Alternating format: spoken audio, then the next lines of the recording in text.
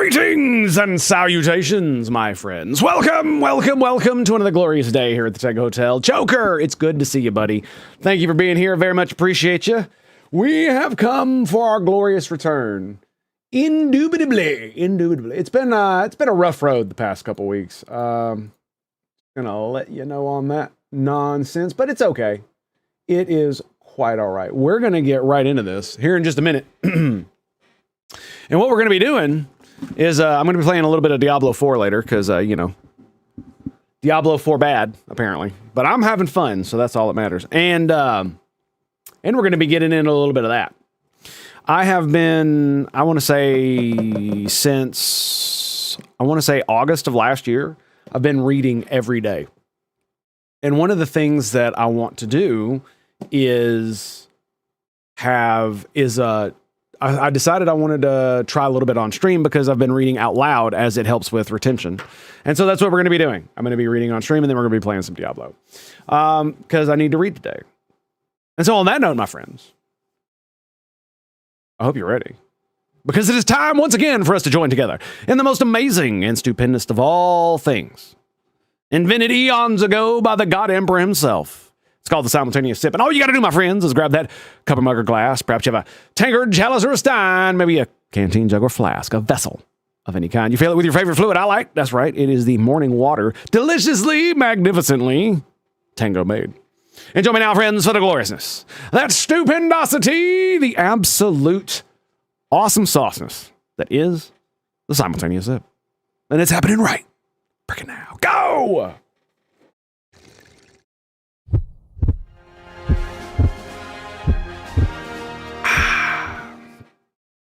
I had my eyes closed to channel the inner awesomeness, and I forgot to do the sound effect at the right time. Fun will now commence. Indubitably. Okay, so I hope you're ready for this, boys, because we're about 128 pages in. What chapter is this? I think this is like 4. I thought about starting over, I'm not gonna lie, but I don't really want to. So we're just going to pick it up right where we left off. And I think I might start doing this just in general for my reading habit, because I think it's great. Chapter 3, Cain, Abel, and Sacrifice.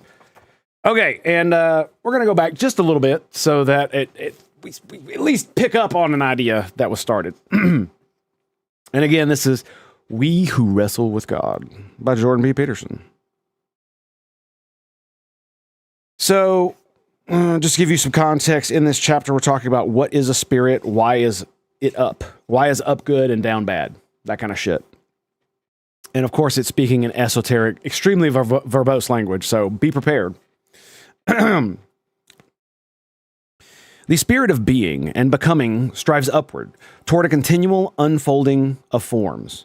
Man is made in the image of that spirit and is called on to sacrifice without reservation. In the pursuit of this manifestation, the integrity of the psyche and the stability and productivity of the community are, in fact, predicated on the willingness to do so. This is by no means some arbitrary supposition. It is instead the deepest possible reflection of the cosmic order, founded on the principle of voluntarily offering upward. This is the order that cannot be privately rejected by woman or man without the direst of consequences. The order, by definition, that the Luciferian spirit opposes and attempts to usurp, by definition. Some sacrifices work and are accepted, while others clearly do not and are rejected. He's referring to the Cain and Abel story, where Abel's sacrifice is accepted because it is, the best meat from his flock, while Cain's is rejected because it is essentially what is left over and rotting. There you go. This is one of the inalienable facts of life. It is both the reason for much celebrated, it is the reason both for much celebrating and rejoicing, and for an endless abysmal bitterness. If this is the fundamental fact, then the fundamental question of being, the fundamental moral, rather than the factual question, might well be, what or how should you offer or sacrifice to God? to solve the problem of what is acceptable to God, the problem of what is likely to be successful in the highest of possible senses. The answer proffered by the ancient authors, the best you have, or heaven help you, or even more starkly, if you bring forth what is within you, what you bring forth will save you. If you do not bring forth what is within you, what you do not bring forth will destroy you. It is in establishing this relationship between talent, opportunity, and responsibility that God ensures the maintenance of the eternal balance of justice. This is the meaning of the analogous warning. For unto whomsoever much is given, of him shall be much required. Luke 12:48. Let's read that again. For unto whomsoever is much given, of him shall be much required. So I've actually heard this before, but not actually in this way. I think it was a quote from General Sherman, I think, in which he is paraphrasing this Bible quote, obviously. Basically, he's talking about how if you are extremely privileged then and rich and all that other shit, especially if you're born into money or you have talent and are able to garner massive amounts of resources, then it is your societal responsibility to help those who cannot help themselves. Not everybody who's poor, but the people who don't deserve to be poor. Some people do deserve to be poor because of their own fucking stupid ass decisions and their refusal to own up to their bad choices. So, if you have such privilege, then it is your responsibility to care for those who do not. It's a very interesting concept, especially coming from someone who was a slave owner, right? The level of sacrifice demanded by the divine is proportionate to the degree of privilege awarded. However, apparently arbitrarily to the fortunate or withheld from the lowly. Let me read that again. The level of sacrifice demanded by the divine is proportionate to the degree of privilege awarded, however apparently arbitrarily, to the fortunate or withheld from the lowly. Okay, cool. So it doesn't matter how arbitrarily it seems, it still is demanded of them. Cain's great and archetypal sin, is therefore best understood as his holding back, his hiding of his God-given light under a bushel, his putting it in a secret place, Luke 11:33. His failing to offset his best. This is not good as far as God is concerned, not acceptable to God, but it is also neither acceptable to nor good for Cain. Excuse me, what the fuck did that say? This is not good as far as God is concerned, not acceptable to God, but it is also neither acceptable to nor good for Cain. Got it. Or as it turns out for Abel. For God, for the descendants of Cain,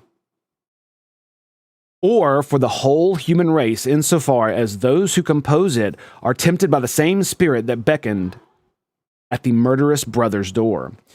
Cain burns angrily not only because he has withheld his best and angered the divine, but because he thereby foregoes what is best in his life. In doing so, the sacrificial ritual, a burnt offering in this case, is the attempt to signal evidence about quality of offering and, at the deeper level, intent.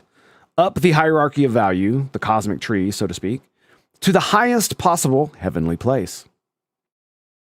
Heavenly is in quotation marks. To the highest possible, quote, heavenly, end quote, place. There you go.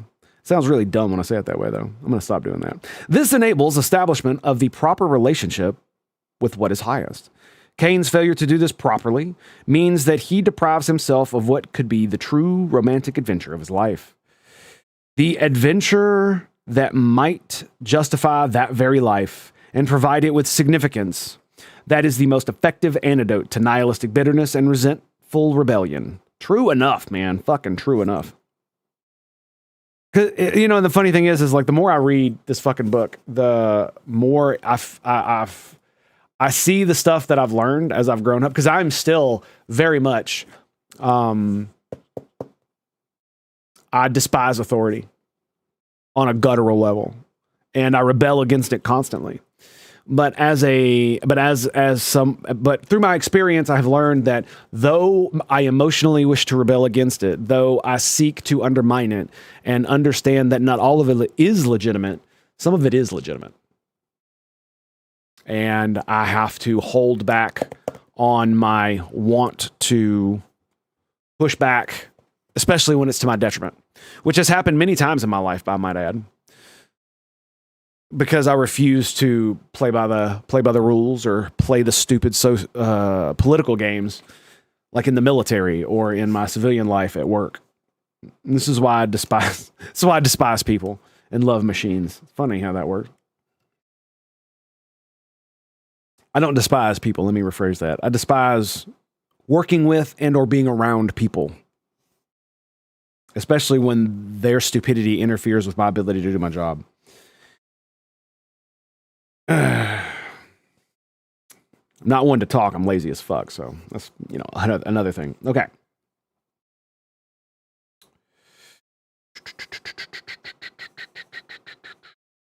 Where was I? Okay, so we were talking about the adventure that might justify that very life and provide it with significance that is the most effective antidote to nihilistic bitterness and resentful rebellion. Yeah, definitely responsibility. That's what that is. It is by no means the lack of the external soul trappings of success, which are not forthcoming because of the lack of true effort, that embitters Abel's hostile brother. It is the absence of meaning in his life, attendant upon his arrogant, deceitful, and slothful withholding. What then is the moral of the story? What is its point or aim? The insistence that life more abundant requires a complete and total commitment with every glance, with every word, and with every action. We are called upon in the face of life's overwhelming difficulties and opportunities to offer no less than absolutely everything we have. Everything. Conceptualized more appropriately, that we have been given and should be grateful for rather than say proud of. Let's read that last part again. Conceptualized more appropriately, that we have been given and should be grateful for rather than proud of. We are called upon to face life's overwhelming difficulties and opportunities, to offer no less than absolutely everything we have. Everything, conceptualized more appropriately, that we have been given. We are to offer everything that we have been given and should be grateful for rather than proud of. Cain and Abel play out this pattern in the concrete manner of material offering. Later in the biblical accounts and in the depths of the increasingly sophisticated and self-reflective soul, the essence of a sacrifice becomes its intent rather than its concrete reality. Becomes the psychological offering or aim rather than the material thing given up. But the seeds for this more sophisticated understanding are already sown in the story of Cain and Abel. Aim up and offer all that you have. Funnily enough, this is kind of like the thing with I want to say not necessarily modern magic, but the conceptualization of magical practice within non-Christian individuals in the West. And I mean, I think it's fucking silly as shit, but the point is that if you conceptualize it such, and some do, that it's not real magic. What it is it is a way to go through the motions of trying to fix your life, setting a goal or intent, and then performing a sacrificial, ceremonial action that will solidify in your brain that you need to aim this direction. And when you do that, then you move forward in life aiming in that direction, doing the things that are required of you to make that thing happen. And a lot of people don't use it that way. They use it like it's fucking actual magic, like they throw fireballs or curse people or all kinds of other dumb shit. Anyway, so 3.7. Humility and faith versus pride, despair, and vengeful anger. What does it mean to do well or to not do well? To succeed or to fail? The people who formulated and retold the biblical stories in the attempt to answer those perennial existential questions were just as intelligent and wise as we are today. True, just more ignorant of science. Perhaps more so given the extreme difficulty of their existence and the moral demands that difficulty placed upon them. You know, I never thought about it that way.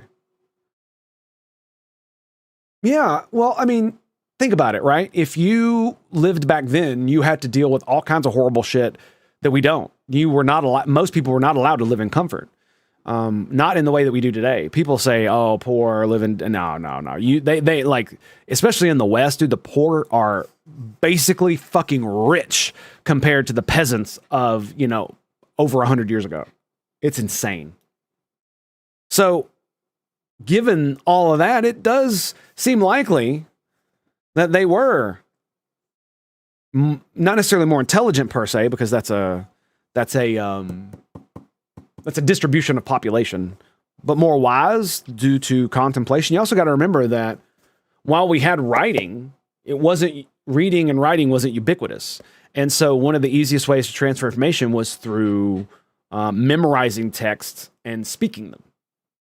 In fact, before writing, this is exactly how we did it. And we have a real biological connection to stories and spoken word that is just kind of insane. And I do love the way that even though Jordan Peterson is a Christian and does believe in Jesus and all that magical shit, I think anyway, I would characterize it that way, though it's a bit out of pocket. I would say that one of the things that I conceptualize a lot of this stuff as is wisdom from the ancients. And when you could say, "Oh yeah, but those ancients were stupid. What about the ancients from India and all these other places?" And it's like, you're missing what I'm putting down. I'm not talking about ancients from 2,000 years ago. I'm not talking about ancients from 3, 4, 5,000 years ago. That's not what I'm talking about. Those were not ancients. I'm talking about the people who were ancient to their ancients. So imagine the people that built the fucking pyramids, right? Imagine them and people. So in in antiquity, in our antiquity, say during the Grecian period where they had democracy and all that shit, and during the Roman times and all that, the pyramids were considered ancient then, right? So imagine those ancient pyramid builders. Think about the people they would consider ancient. Those are the people I'm talking about. We're talking 12, 15, 20 more thousands of years, potentially million anyway, because we've only been around for like 2 million. And I have no idea how long it took us to develop language. I imagine language is inherently is part of our species, because almost every human being can speak some type of language or communicate in some way, if you know what I mean. So it's probably intrinsic to who we are as a species. But I imagine that, because our animals vocally communicate too. It just doesn't, it's just the bandwidth is quite low, right? Whereas language, the bandwidth is much, much higher. You can transfer more information per second, per minute, per hour with language than you can with animal grunts and shit, right? And so this is like part of who we are. And those people 15, 20, 50,000 years ago, they're the ones who discovered the secrets to life. And they didn't do so because they sat around and thought about it too much. They did so because they watched everybody around them fucking die all the time. And all the stupid shit that everybody did, they basically did it through trial and error. Just like, how do you know which mushrooms don't kill you? How do you think? And so it really does kill me how many atheists just completely and utterly throw away religion because they view it as silly. Yes, many religious people do believe in magic. Of course they do. If you believe in the Bible, then you believe in things like resurrection. You believe in turning, 3 fish and 2 loaves of bread into enough to feed 5,000 people. That's motherfucking magic, dude. Whatever you call it, that's magic. Whatever else you call it, divine, whatever, walking on water, that's fucking magic, dude. So, but the lessons that are given in there, the parables, like the story of Job, some of the parables that Jesus talked about, these are actual stories that have been passed on throughout the ages. And it's just that the way we interface with them is through the Bible, which was written between 5,000 and 2,000 years ago-ish. You know what I mean? And so they distilled the stories that they understood, that they knew about from the oral tradition into physical writings. This is why the story of Noah permeates that area of the world, right? Because there's all kinds of stories around there about a great flood. And so we know something like that happened. And we know that the Bible is actually factual in many ways, that you can discover that they've discovered several cities based on the descriptions in the Bible. And so I would never claim anything about its divinity because I don't believe in that. However, what I would claim is that the Bible and many religious texts, in fact, I would say almost all of them probably, contain truth. And the truth that it tells you about is you. That's what it tells you about. It tells you about you. It tells you about your soul. It tells you about humanity as a whole. It tells you about life. And it tells you about the conditions in which we live and how to best cope with them. One of my favorites is both the Allfather and Odinson. And it's because Odinson only demands one thing: unyielding strength. That's it. If you are to fight as hard as you can. If you are to farm as hard as you can. It doesn't matter what it is. And then with the Allfather, seek knowledge, seek runes of power, and repay treachery with treachery. It's a bit different from Jesus, but do you think they would have had handwritten languages by then? Sounds like it was more oral traditions. That's what I've been talking about this entire time. The first form of handwriting that we understand was from cuneiform like 6,000 years ago. I think. I don't give a fuck about looking it up. It was probably before that. But I remember. I know it's cuneiform is what we considered the first language, I think. But I don't remember how old it is. But before we had written language, we obviously had oral traditions. Dude, the fucking Quran was basically oral tradition until like 500 years ago. When it was, or maybe 1,000 years ago when it was first written down. I don't remember. But it was basically memorized, and that was it. And so we have, as humans, great capacity to memorize large amounts of text, what we consider text. And we can do so through story. Because it's real easy for humans to follow a story. This is why the dumbest people on the face of the planet can follow stories that are written for dumb people. It's because stories are easy for the human brain to follow. It shows a pattern recognition that your brain intrinsically understands. The hero's journey is basically an algorithm that every man understands. Every boy understands at some intrinsic level. Women probably do too, but I don't know because I'm not a woman, so I can't speak from that experience. But it's one of those things that you know it. You know it when you see it. It's kind of crazy like that. Anyway, all right. So 3.7, humility and faith versus pride, despair, and vengeful anger. What does it mean to do well or not? Oh, wait. We already did that. How are we going with... Of course, I forgot where I was. Oh, yes, we were talking about perhaps they were more intelligent and more wise given the extreme difficulty of their existence and the moral demands that were placed upon them. They were trying to understand something, to prioritize their attention in accordance with that understanding, and to aim properly in consequence. They were trying to determine how to comfort themselves so that they could bargain, formulate a contract, agreement, or covenant with the central spirit of being itself, and to do so victoriously. They were, as well, trying to formulate a picture of the deviant path.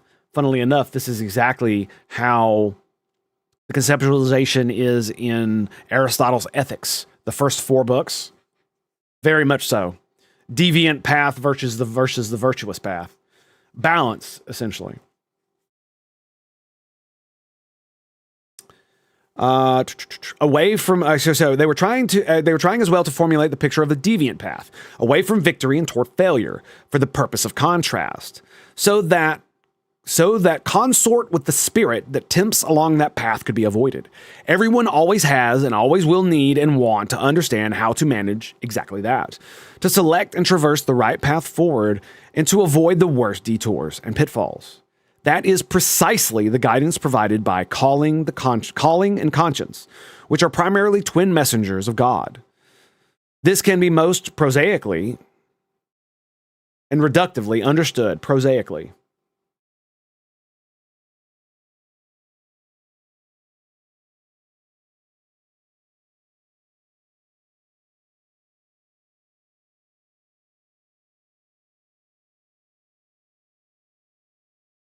Commonplace or dull. Okay. This can be most prosaically and reductively, fair enough, understood as the attempt to balance the requirements, needs, and wants of the present, which appear as immediate desire, with the more abstract but also vital reality of the future. This means do not do anything today in the grip of your impulse. That will compromise tomorrow or next week, month, or year. Alternatively, although there is, in fact, no difference between the two, do not compromise your social relations, given how badly you are outnumbered, by prioritizing the necessities of the moment. Such reductionism leads to an incomplete and oversimplified understanding of such balance, however. Alternatively, there is, in fact, no difference between the two. Do not compromise your social relations, given how badly you are outnumbered, by prioritizing the necessity of the moment. Such reductionism leads to an incomplete and oversimplified understanding of such balance. I see. Okay, I think. So,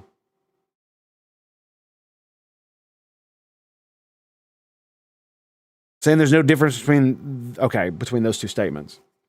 But it does give an oversimplified understanding of balance. The covenant is not merely the bargain between the present and the future, the individual and community, but a contract ensuring a relationship between the individual and the community, and the spirit of individuality and community. That was a bit much, Jordan. Come on now. The covenant is not merely a bargain between the present and the future, an individual and community, but a contract ensuring a relationship between the individual and community, and the spirit of the individual and community. Fair enough. That spirit has so far in the story been conceptualized as the process that establishes order in its contending with possibility. The Heavenly Father who establishes the moral order, forbids its alteration, and punishes deviation from the straight and narrow path. The proper target of sacrifice and the judge of its quality. I see. Okay. So the Heavenly Father who establishes the moral order, forbids its alteration, and punishes deviation from the straight and narrow path. The proper target of sacrifice. So the Heavenly Father gives the proper target of sacrifice and judges of its quality. Got it. Okay. This is not merely the order itself. God, the Father, it might be said. This is not merely the order itself. God, the Father, it might be said. Although it is also that. Anyway,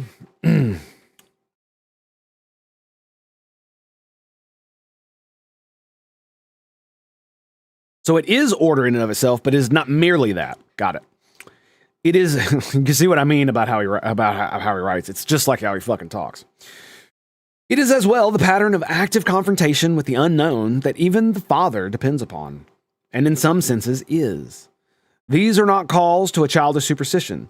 They are instead definitions, characterizations, of the spirit of the ultimate up. They are definitions of God. They are attempts to establish the axiom of ultimate unity and the foundation of the real. As what eternally keeps dread, pain, and death at bay, gives meaning and purpose, and inspires hope. So let's read that last sentence again. All right, let's go to the three. They are instead definitions of the spirit of the ultimate up. They are definitions of God. They are attempts to establish the axiom of ultimate unity as the foundation of the real. As what eternally keeps dread, pain, and death at bay, gives meaning and purpose, and inspires hope.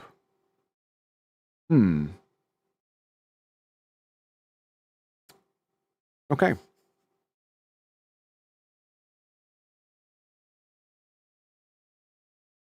I'm understanding. That's what I'm doing. So the attempts to define it, no, the definitions or characterizations are attempts to establish a unity of reality, foundation of reality.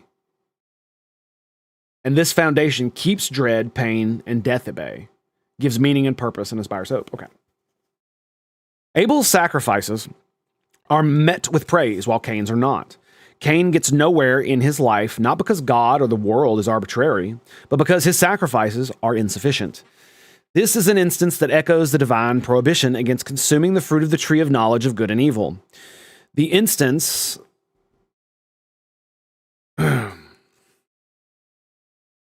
the instance that there is an implicit moral or the insistence that there is an implicit moral order, the suffering of the whole of being and becoming with the creative spirit that is its original creator and continuer.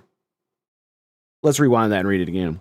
This is an insistence that echoes the divine prohibition against consuming the fruit of the tree of knowledge of good and evil.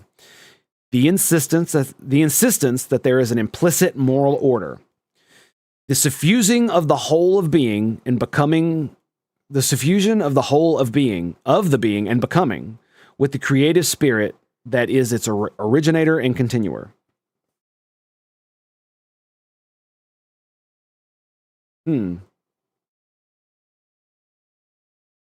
So, yes, it is the... okay.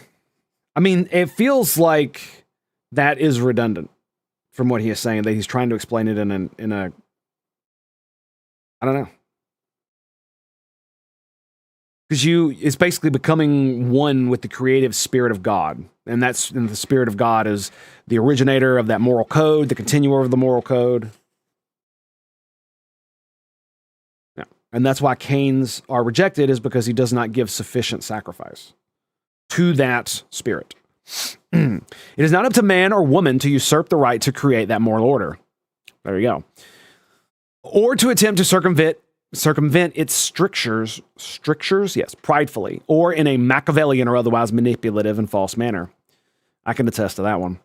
Instead, we are built, so to speak, to honor and reflect that order, to adapt to it, to interpret signs of failure not as insufficiency on the part of the cosmos and its creator, but as evidence of personal insufficiency, to strive such that only what is best is offered, and if that is not good enough, to search for something better yet. So it's not that your sacrifices are not good enough, it's that you don't acknowledge that your sacrifices are not good enough and do something about it. Or at least strive to make it better. Cain rejects all that. Yep. And of that personal responsibility, attempting instead to shape the entire world in the image of his inadequacy. When this fails, as it must, he invites the spirit of bitterness to dwell within him. Because he does basically blame God too, by the way. Of setting his house in order. Excuse me. I cut that sentence in half. Let me redo that one. When this fails, as it must, he invites the spirit of bitterness to dwell within him instead of setting his house in order. Yeah, clean up his room and make his fucking bed. In order to do so, he rejects even the advice of God. How about that? Reminds me of a woman named Peggy, who, when he calls upon him, states in no uncertain terms, quite the contrary, that his wayward son would yet be accepted if he did well, and that his bitterness and resentment is a consequence of his voluntary dalliance with sin, rather than changing, therefore, as God suggests, a very early manifestation of the idea of the inner voice of consciousness. Cain kills his brother, and in doing so turns against being and becoming itself, deeper yet against God himself as the creator of that being. Instead of making his bed gratefully, Cain becomes murderous, and more, deicidal?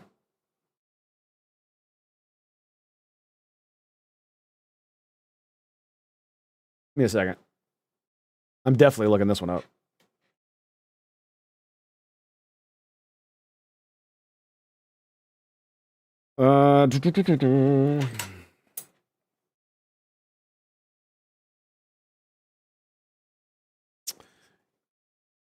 Does it mean like brother killer or some dumb shit like that? D-E-I-C. I can already tell you why it's bad. It's got DEI in it.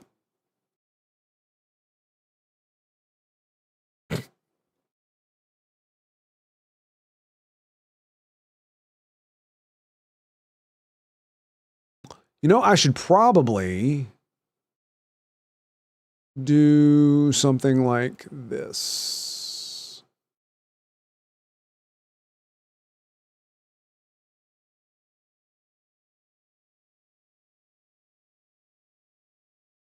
That way we got a little bit of action in the back. You know what I'm saying? Yeah, that's pretty good. We'll do that. So that way we got all the definitions that I've looked up. Lovely. Cool. So decidal. A murderous and more decidal. So it basically means of or pertaining to decide.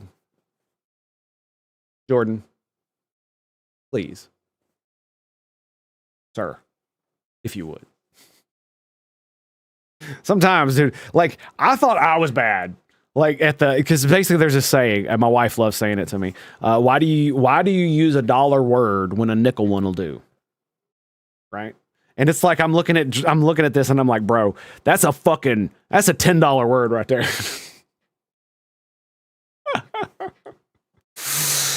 Anyway, he kills Abel. I mean, don't get me wrong, I love it. It's obviously you should be able to read this. You should know the definitions, be able to, because it's very good for you to do so, and it helps with expanding your brain and all this other. I'm just laughing at it, making fun of it. He kills Abel, of course, but he does so in the final analysis to obtain vengeance against God. This is the true description of the deepest possible bitterness and hatred. This is one of the things that Jordan likes to talk about when he talks about school shooters, is how they, and people who do those kinds of shootings where they kill innocents. It's the ultimate I hate you, God moment, right? Talk about daddy issues. Because they hate all of creation and being. They think they're suffering, that creation is not worth their suffering, and that they must hurt others to prove it. It's really weird. This is the true description of the deepest possible bitterness and hatred. The bitter man with fallen continence does so in the same spirit that possesses Adam when he so resentfully charges woman, and God with the responsibility for his own fall and consequence of cowardly hiding. The bitter man with fallen continence does so in the same spirit that possesses Adam when he so resentfully charges woman, and God with the responsibility for his own fall and consequence cowardly hiding. Yeah, he does. He blames the woman and God both. When, yeah, he sure the fuck does. That's funny. Wow. That's kind of funny, isn't it? Blaming the whammonses. Not good. In the same spirit that Job's wife calls upon her suffering husband to adopt when he is brought low by the machinations of Satan and loses everything: wealth, health, dignity, and compassion. Curse God and die, she says, Job 2:9. And even compassionately, perhaps, observing as she does her husband's utter and apparently undeserved misery. The Abel whose success burns so deeply is, after all, God's favorite son. His murder is therefore the ultimate revenge against that hypothetically unfairly favoring father. It does not take a particularly what the fuck is that word? Perspicacious? Really, bro? Really? That word? You got it in the book, didn't you? You had to put it in the book. Motherfucker. I do not know what it means. How the fuck do you spell this? Did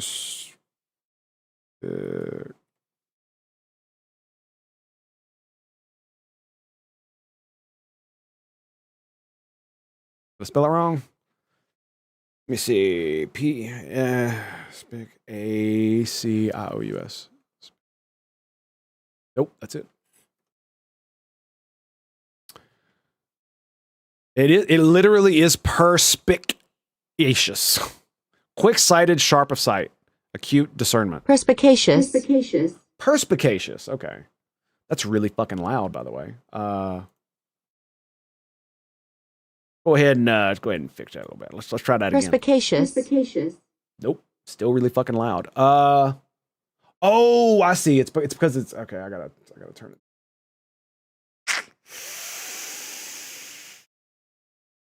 Yeah. Okay. All right. Well, there you go.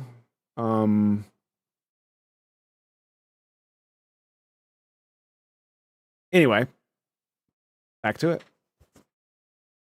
So it does not take a particularly perspicacious, quick-sighted, sharp of sight, acute of discernment. Synonyms: acute, shrewd, clear-sighted, sharp-witted, astute. Cool. It does not take a particularly perspicacious. How do you say it again? Perspicacious. Perspicacious, not perspicarious. Perspicacious. Perspicacious reader.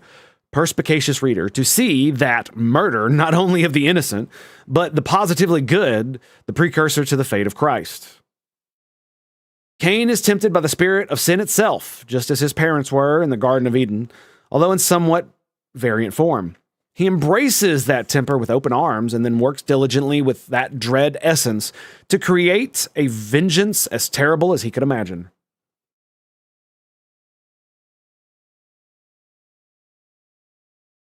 In this light, it is worthwhile to consider this stark fact. There is no shortage of modern atheists who, despite their disbelief, remain perfectly willing, like Cain, and unlike Abel and Job, to shake their fist at God. There's no shortage of modern atheists who... Yeah, that's another thing that I find quite funny. And honestly, I think a lot of it is performative for other atheists or to make themselves feel better, specifically for themselves. Who, even though they disbelieve in God, they remain perfectly willing to shake their fist at God and to denounce him and all this other shit, even though they don't believe he exists. How can you denounce a creature you don't believe exists? It's just kind of fucking stupid. And he also uses a reference in here, 69. For a brilliant discussion of such danger and how to avoid it. That's not it. Is it?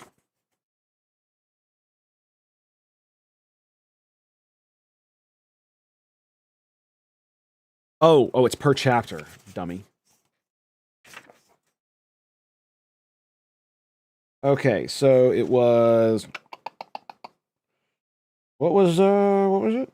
69. Of course it is. Shaking their fist at God, 69. That's just fucking lovely. How serendipitous. See, for example, the bitter comments about God's cruelty by atheists and student of mythology, Stephen Fry, and Fry, S. and Peterson, May 2021 May. An atheist in the realm of myth. Okay, so it was his podcast where he brought on Stephen Fry. You know what? I'm gonna mark that one down. We're definitely gonna be taking a look at that. I probably watched it back when it happened, but I don't quite recall what they talked about. They may claim to be doing so on behalf of the victims of the world, because of course, you're such a good person, themselves included. They may even believe that in the case, even though someone truly...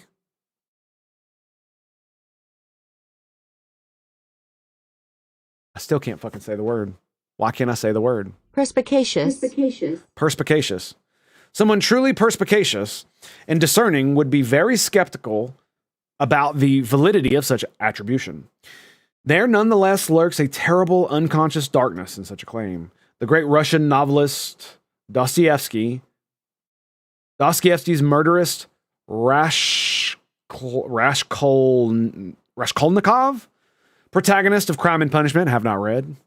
I probably should, though. That stellar masterpiece certainly imagines himself as a heroic savior of the oppressed and poor, as well as a daring transgressor of even the most fundamental norms and ideals of the world. So we're adding fucking Crime and Punishment to the list.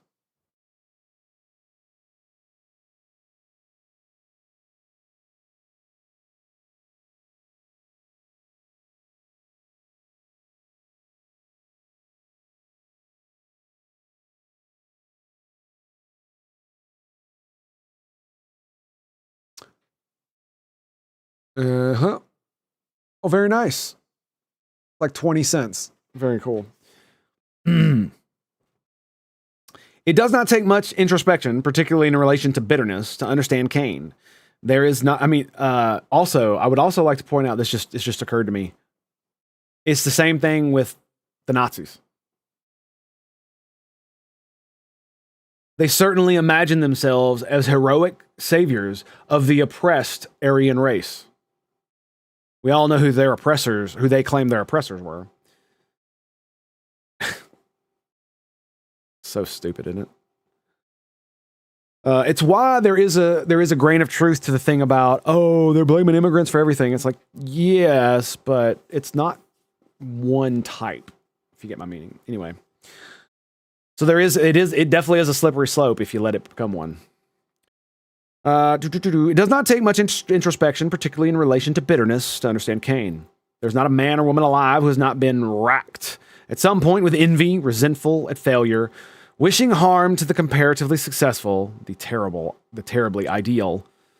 It is very difficult not to curse God, so to speak, when everything is falling apart around you, particularly when the justice of that disintegration appears questionable, as it so often does.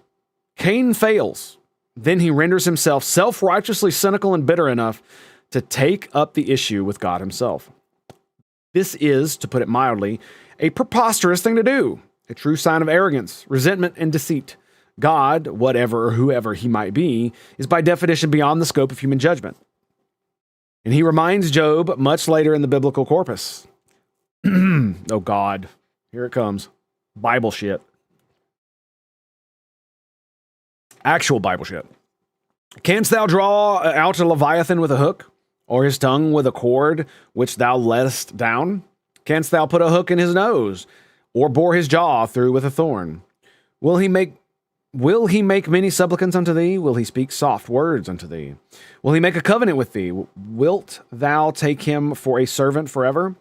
Wilt thou play with him as a bird? Wilt thou bind him for thy maidens? Shall the companions make a banquet of him? Shall they part him among the merchants?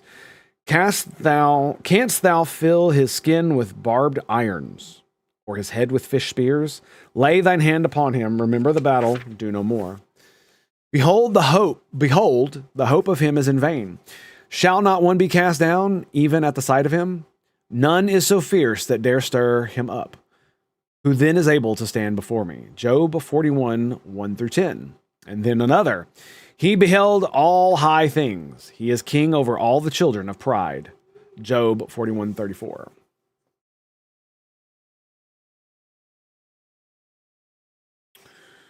How very esoteric is not the correct word.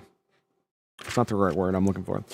God is he who eternally defeats even the monstrous Leviathan itself, confronting and overcoming chaos, underworld, and the possibilities signified not least by the terrible dragon, the source of the greatest treasures of the world. He cannot therefore be trifled with, no matter the justification. Basically, he's making a reference back to earlier in the book, which I do apologize that you didn't get to see, in which basically in the Genesis story, he conceptualizes God as the spirit of being that sees chaos and orders it.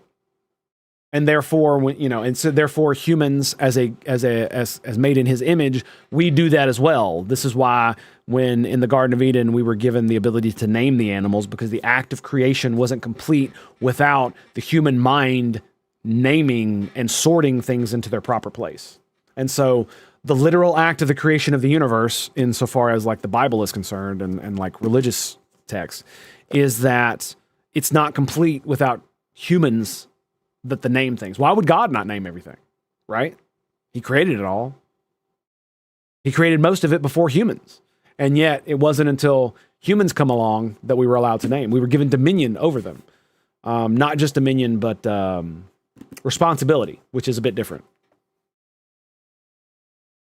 So when he says confronting and overcoming chaos and possibility signified, that's what he's talking about. In the beginning, God created light. And so he took the anamorphous universe that was nothing and created something out of it, kind of deal. ordering chaos. And that's what we do when we go around and we build things and we do whatever. That's what we're doing. Cleaning up your room. Man is simply in no position to question the fundamental order of reality, not at its deepest levels. And I agree with this in a sense, especially because like our reality is fucking crazily complicated and absolutely insanely outside of our normal perception. Like I want you to think about this. You're not just made of, like often people will use the thing, oh, you're just mostly empty space. This is true. But you also got to remember that the particles that exist within your atoms are not real in the way that you think they are, in the way that a table is, so to speak. In fact, the reason your hand doesn't go through the table is not because it's solid. You're not touching a solid object. What you're doing is the electrons in the atoms of your hand are encountering the electron field in your hand is encountering the electron field in the table, which means that you can't push through it, right? And so it repels each other. But the fundamental particles that we think of when we think of protons, electrons, quarks, all that shit, photons, they aren't actual particles. What they are is they're concentrated excitations in the quantum field of reality. And if that sounds just insane, that's because it is. It's just fucking insane. Like, and the worst part is that it's really hard to explain not using those kind of terms. It's essentially like this. Any particle you can think of, electron, proton, the fundamentals anyway, electron, let's just use electron and photons because I might be misspeaking about protons. I'm not quite sure about that yet, so I haven't done as much research as I probably need to. But essentially what they are, especially photons, is they do not exist in the way that we think we exist, if you get my meaning. And they exist as, so all of existence is basically this quantum field that it's basically a field of probability that exists. This is why I said it's complicated, not easy to explain, because it's literally not easy to explain because it does not fit into any conceptualization that we have. And basically, when you see an atom or a particle or a thing, imagine, and this is 2D. It's like a still pond, right? And you can't see anything in that pond. That's what it's still. There's no wind. There's nothing. That's kind of like what the universe is, just in its steady state. Like when you go out into space and you look all around, yeah, you can see stars everywhere, but it's mostly just empty space, right? Well, that empty space is filled with like. Down at the very depths is filled with quantum, they call it a foam, but it's basically that quantum field of probability. And essentially what that means is that it's the same thing on the lake. If you go down and zoom in close enough, you'll see the molecules moving around one another, so it's not as still as it appears. But not only that, the electron, the photon, all these fundamental particles that we talk about are essentially ripples in the pond. Not just on the surface, but imagine the pond was, that the entire universe is inside that pond, and that the pinpoint particles of photons and shit like that are essentially ripples inside it, and that's how they interact with the universe. And there's something really fucking crazy about it too, is that the observer effect, where it's like, oh, it changes when you observe things. Yeah, that's true, but it's a bit more complicated than that. It's like there is something weird about how when we actively observe a thing, the field changes, or it doesn't change necessarily. It has to solidify into something that we can see, I guess is the best way to put it. Anyway, we're getting way off topic. Way off topic. Okay.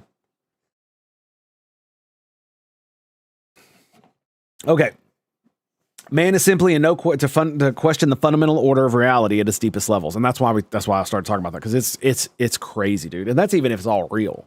Like there's no telling if that shit's even real, and we're not just detecting. We're coming up with conclusions that are wrong based on evidence that is incomplete, which is what I think the Big Bang hypothesis is. Anyway, we don't need to get into that either. To do so is rebellion, and not of the heroic sort, no matter how it is dressed up or justified. To do so is the sin of pride, the insistence that the forbidden fruit is edible and that its incorporation bestows wisdom. The very pride that not only goes before, but is the very essence of the fall.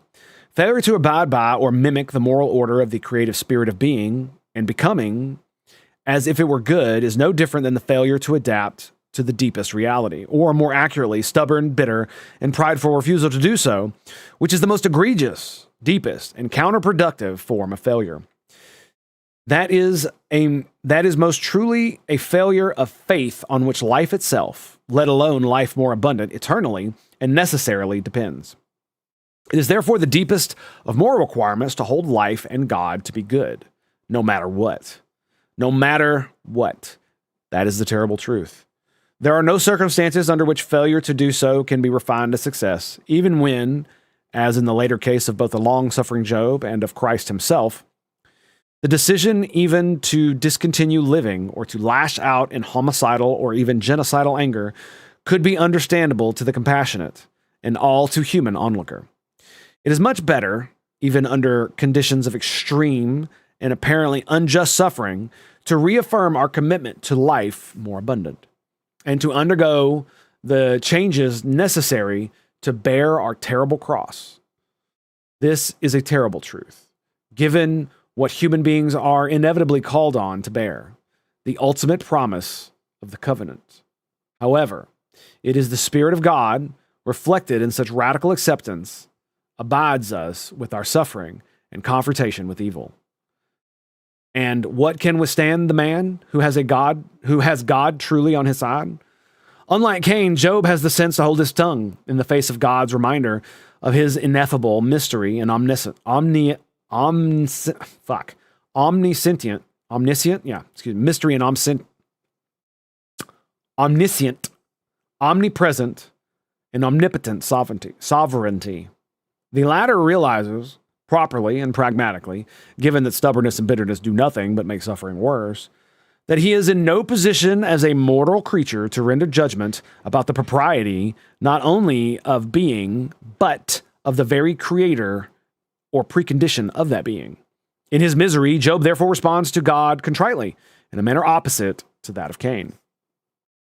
I know thou canst do everything, and that no thought can be withholden from thee. Who is he that hideth counsel without knowledge? Therefore I have uttered, and I understood not, things too wonderful for me, which I knew not. Hear, I beseech thee, and I will speak. I will demand of thee, and declare thou unto me. I have heard of thee by the hearing of the ear, but now mine eye seeth thee. Wherefore I abhor myself, and repent in dust and ashes. Job 42, 2-6. Even though the nature of Job's sins, such as they might be, are not evident to him, even though he may well be in some fundamental sense innocent, he does not fall prey to temptation of pride. Instead, he searches his conscience for his own flaws and repents as completely as possible. Jung famously and controversially suggested that this decision put Job in a position of moral superiority to God himself. As Yahweh puts Job to the ultimate test, visiting upon him tragedy after tragedy at the instigation of none other than Satan, his most wayward and incomprehensible son. And that it was this imbalance in moral order that instigated the passion. There is, after all, no indication in the text that Job, unlike Cain, has done anything to deserve his terrible fate. Quite the contrary, as Job's goodness is testified to by God himself in Job 8.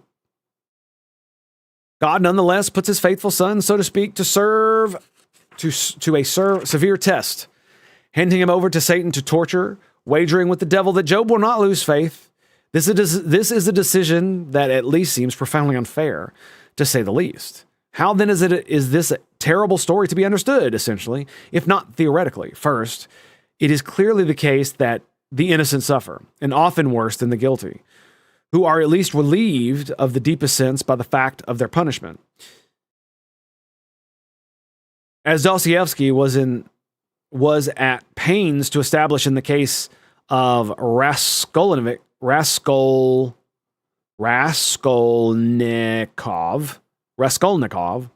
from Crime and Punishment. In fact, of this undeserved suffering is one of the existential truths that make life itself appear, if not utterly unbearable, then at least unjustifiable. In reality, its reality is so profound that it is a central theme of Christ's incarnation. Second, it is the case, at least arguably, that the God within can be called to defend against the God without, so to speak, against the vagaries of fate. Okay, I think we're going to pause there. I'm going to go use the restroom. I'm thinking about making some food. I was debating on whether I was actually going to do Diablo or not, but I did say I was going to do it, so we're going to fucking do it at least for a little while. And I guess I could wait to eat. I kind of want to eat now, though. So, how long have we been going? Oh, well over an hour? Okay, yeah. Okay. I can't think straight. Let me go pee. I'm going to throw up the break screen. We'll be right back after these messages from a break screen. Stay tuned for more right here at the Tango Hotel. Stand by to stand by. We shall return, baby.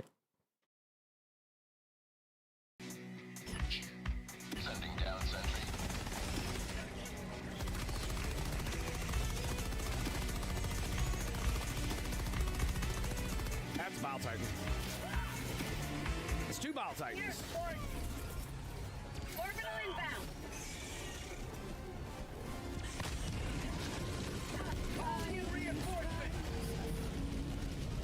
No, don't reload it, goddammit!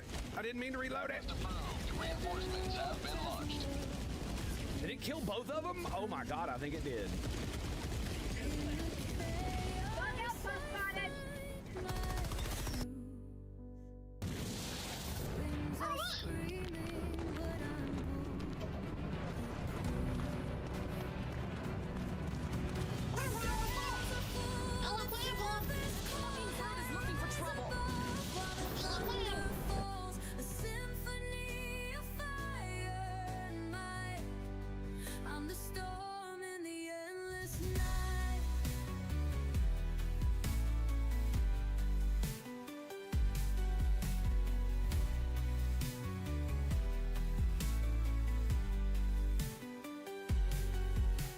Crimson skies and shadows play, guided by the break of day.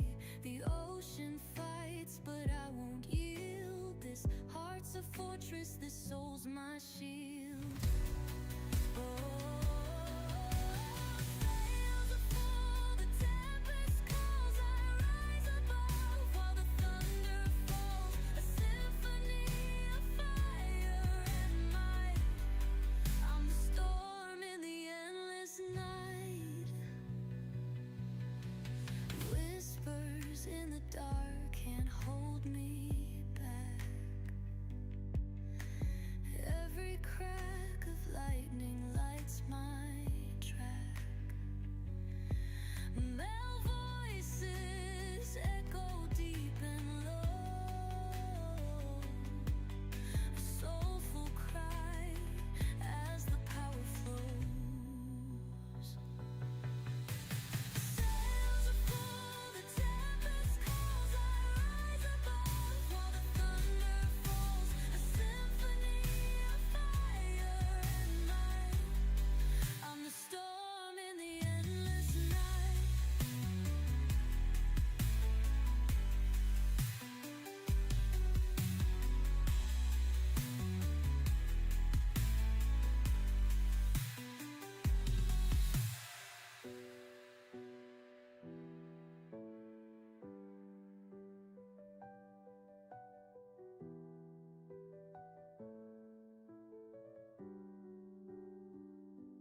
Whispers in the dark can't hold me back. Every crack of lightning lights my track. Male voices echo deep and low. A soulful cry as the power flows. Sails are full, the tempest calls. I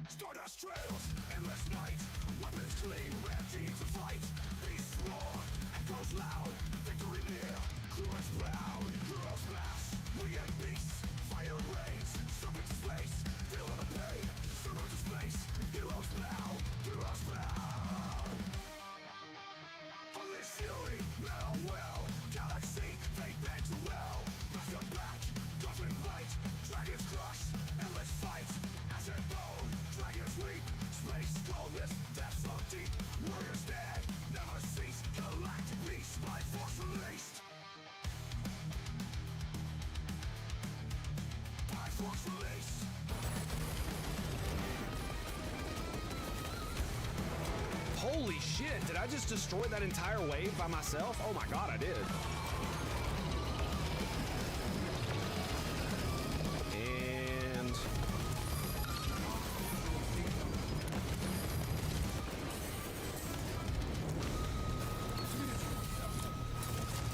gotcha, bitch!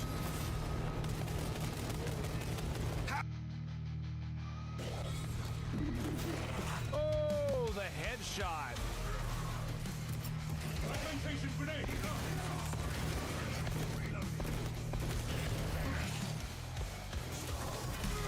Bitch! Fucking get off me. I'm a goddamn space marine. Oh, thank God! No! Oh, my gobbo senses have killed our sage. Yep. Yep. Stardust trails, endless night, weapons clean, ready to fight. Be sworn. Tango smile. Crew is proud. Are still Yep. Straight dead. Straight dead. God. Mother.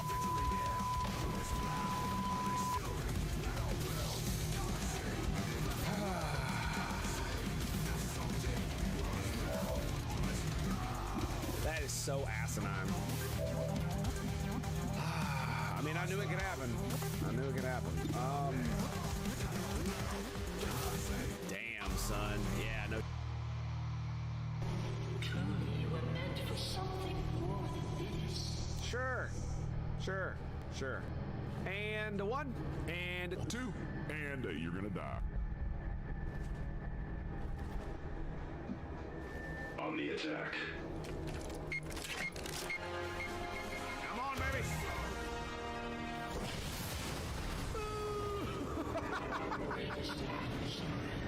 Oh, it's too good.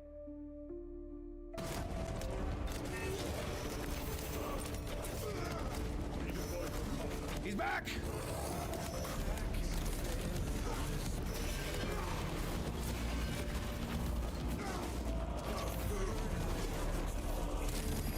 Throwing stone. Reload. Kill him. Yes.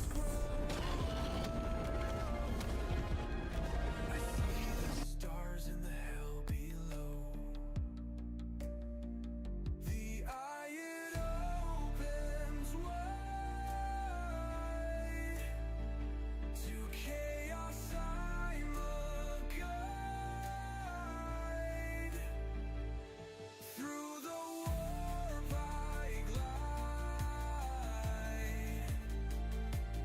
But the price can't hide.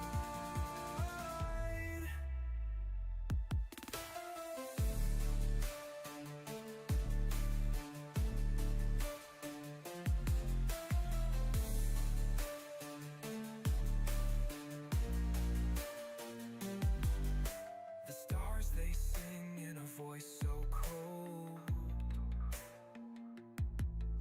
1,000 secrets no mortals told. Demons dance in the void stronghold. The eye keeps watch as my soul is sold. Is sold. Oh, the colors twist and scream. Not all is as it seems. The eye it opens wide. To chaos I'm a guide. Through the warp I glide. But the price can't hide. A bridge of fire, a path of pain. Every jump I lose my name. The stars I sought now burn my veins. This cursed a gift, it's not a game.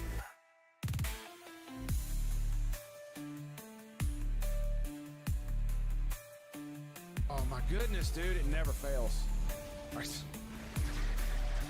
He's gonna kill me. He's gonna kill me right here. All right, I'm out. Oh, I might be dead from the fire. Oh, no, I'm not. No, I'm not. No, I'm not. No, I'm not. No, I'm not. No, I'm not. No, I'm not. No, I'm not. No, I'm not. Nope. Nope. Nope. Nope. Nope. Nope. Nope. Nope. Nope. That's a big old nope right there. That's a big old nope. I'm not dying. I am not dying today. How's my boat doing? Boat's doing fine. Boat's doing fine. Boat is doing A-okay here. Boat is doing great. Boat is doing great. All right, I'm out of danger. I don't need to run away.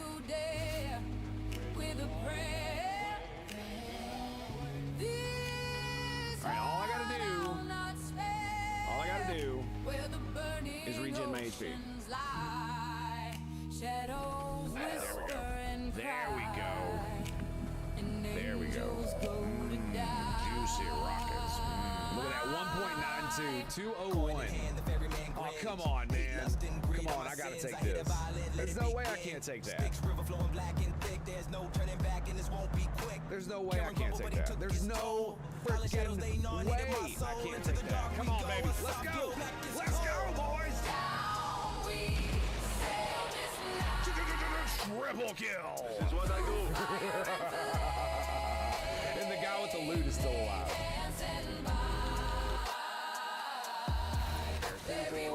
Stim, ammo. Fuck you.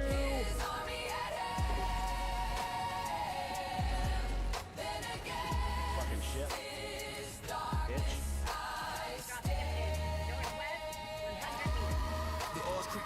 Well, I might not know how to fight the actual Illuminate, but I can sure blow them the fuck up at a damn stare from the breach, each one yearning they beseech just within reach. Oh no, that's really bad. Oh, baby. Okay, here we go. It's rocket time, baby. Freya! I think it's time, baby. Lay it down. Let's go. I want to make it accurate as possible.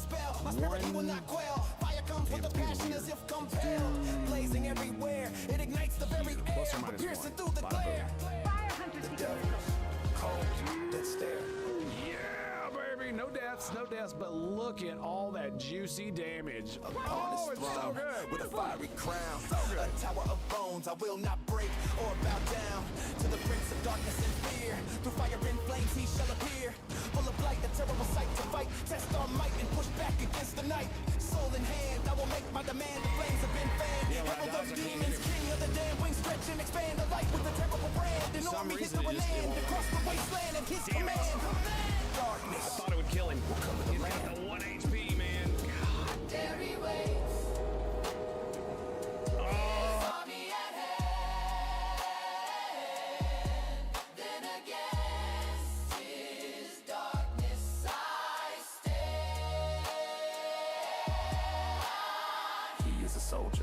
See, armored and smoke, a mask of glee, but he wouldn't bend the knee, and never would he bow to destiny.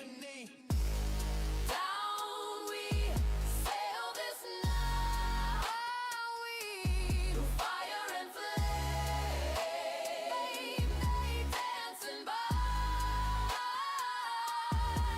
There he waits, his army he commands.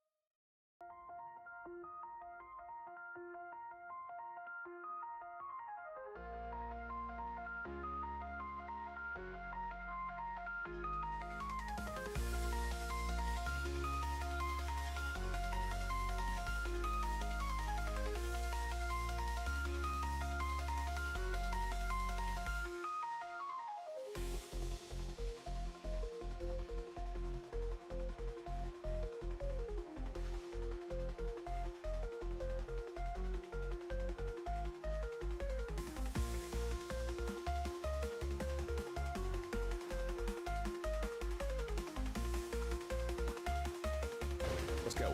8 turns to network shutdown. Shall be Thank you, Trick. I appreciate that. for the Imperium. Alrighty, boys. We're back a little bit here. We're going to be loading up some of this D4. D4 bad? Maybe. We'll see.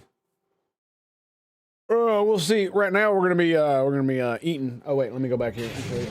So we got a big old plate. See that? Chicken, broccoli, rice. So good. All hail the great and powerful waifu, cooker of dinners. Technically, it's my breakfast. But whatever. After we get done doing this, I'm probably gonna get on the treadmill while we play. Make some good stuff. Oh, that's right. I have a camera up there. I can forget. Very nice. All right. Everything is looking good to go.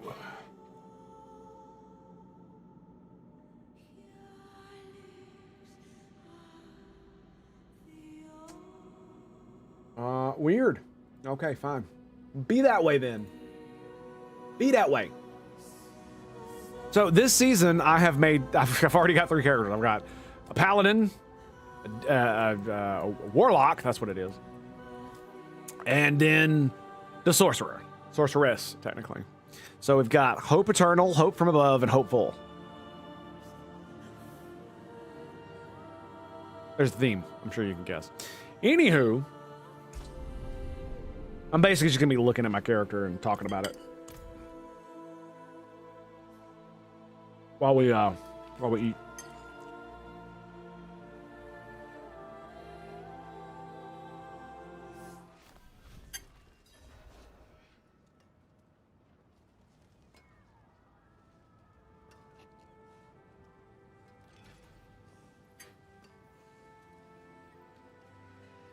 It definitely helps with the eyeballs.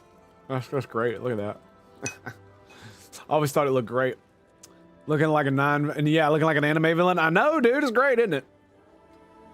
It's fucking amazing. So yeah, we're rolling pretty hard. I still haven't gotten still haven't selected my title yet. We're max level, and we're 171 on the Paragon tree. But she's technically like brand new to level 70, so.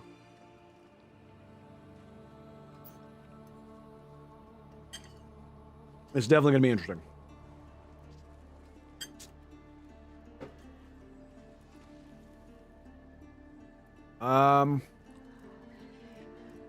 Whoa, that's 850? Holy shit.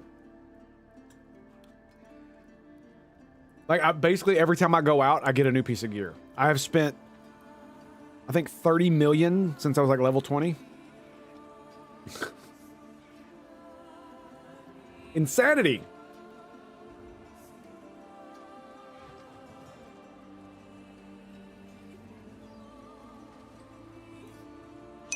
But yeah, so only 30 million. That's right. Only 30 million. I mean, I've got 42. What can I say? I'm rich. Not really. Fuck was I gonna do? Or something. Oh yeah, that's right. This is what we're gonna do. We're gonna unfuck my build. So I was running, as you can see, I don't have ice shards on my thing. I was running the enchantment for it, as well as meteor. I'm going to keep the meteor enchantment, but I'm going to get rid of this because it only works against frozen enemies. And I thought, it's cool. I'll give it a go. Nah, fuck that, dude. I don't give a fuck. I don't give enough of a fuck anyway.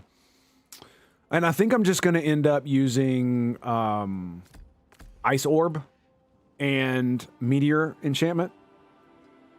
And I'm actually thinking about grabbing Shiver again. Excuse me, Firebolt.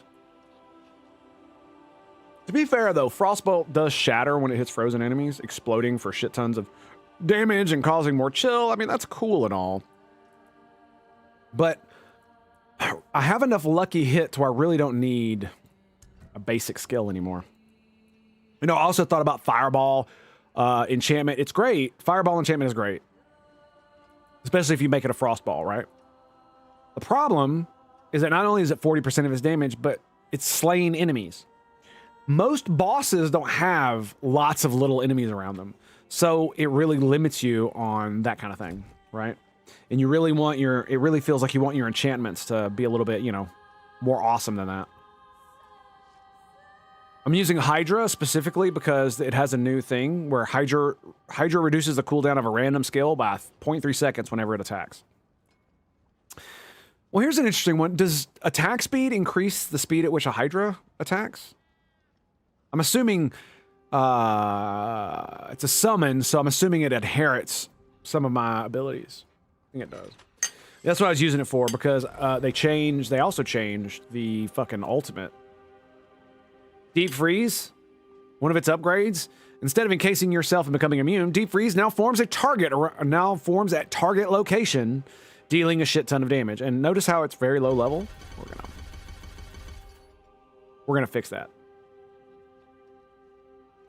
Yep. Because I was basically using it for mana regen. Well, let me... That's essentially what I'm using ice armor for, too, other than the fact that it gives me barrier.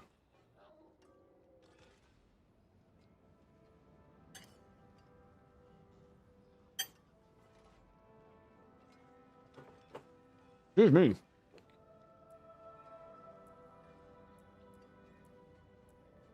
And if you're wondering why I have points in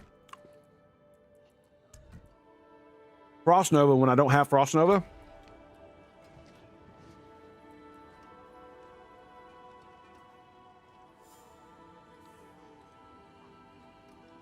invoke the Sorcerer's Frost Nova skill, freezing enemies.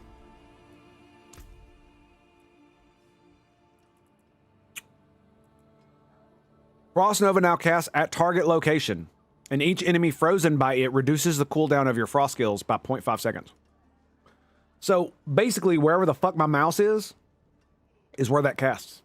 And I don't have to cast it myself. It automatically casts. Whenever, this one is whenever I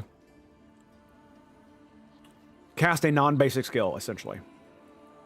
Yeah, it stores up a bunch of charge. I'm still debating on what else I want to use. It's something we can discuss here, funnily enough, after I get done doing this. So do we want... I don't really care about this because all increasing it is just increases the duration. So we just want to leave it right there. We could put it in... we could get more ice armor. It increases the barrier.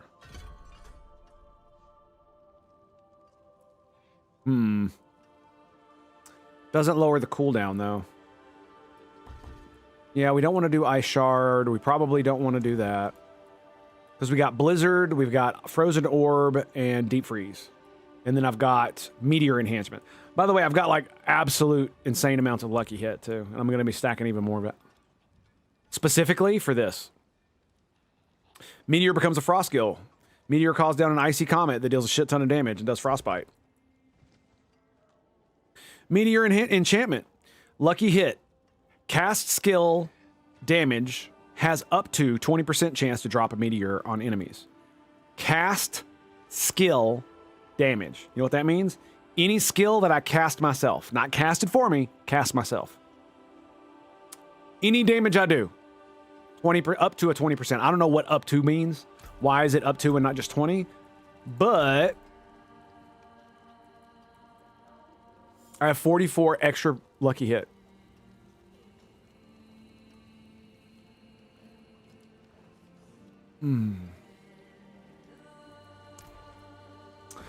And so Frozen Orb is really low at 6%. Blizzard is 48%. That's why I'm using it. I was like, holy shit. And I was thinking about putting another ability here instead of Frozen Orb and just using the casting thing for Frozen Orb. But I might as well have it on my bar.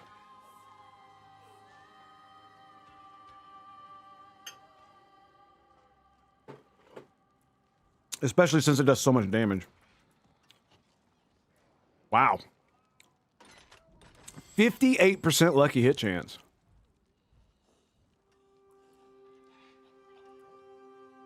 I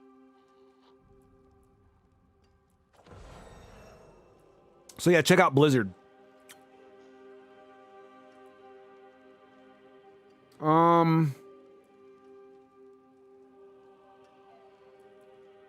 I could do more crowd control, but I've got it on. I've got it on.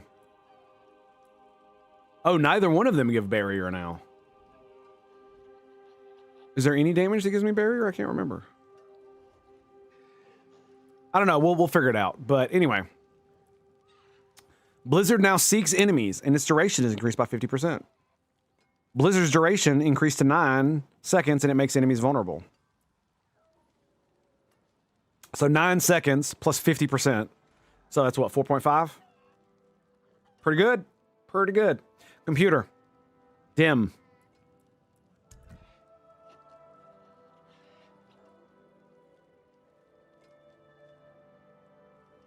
That's better.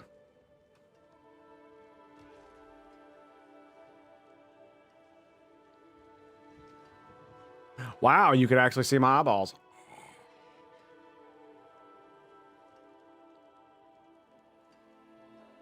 There we go. All right, that's better.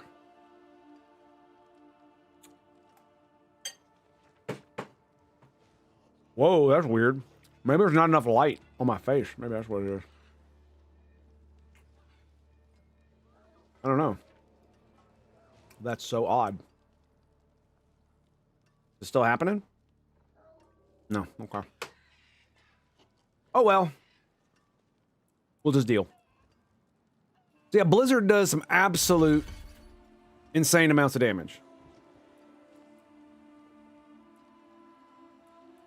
I was thinking about using the ice spikes. Well, hang on. How long does it last? 6 seconds. So this increases it to 9. But if I put it to 9,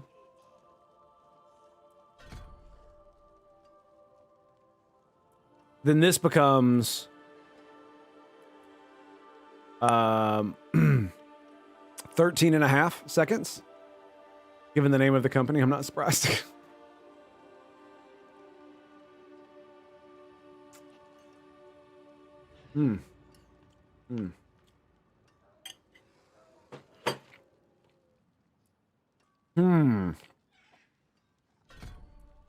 I'll put it back to there.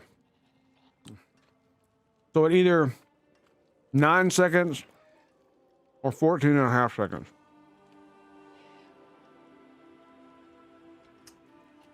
I don't know. Let's do the damage, and we'll leave it there. Because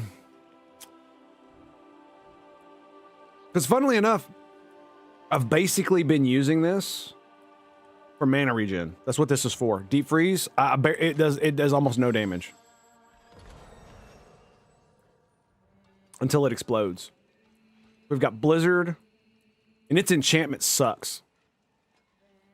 Blizzard forms over you and follows you every 15 seconds, down to 1.5 seconds based on the percentage of maximum life where you have a barrier.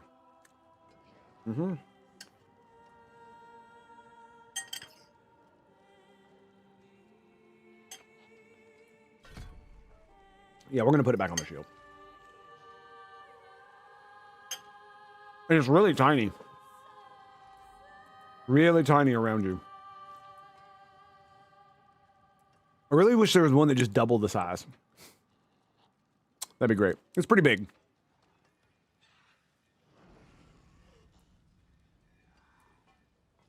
I forgot it gives you mana regen. Luckily, I don't need it.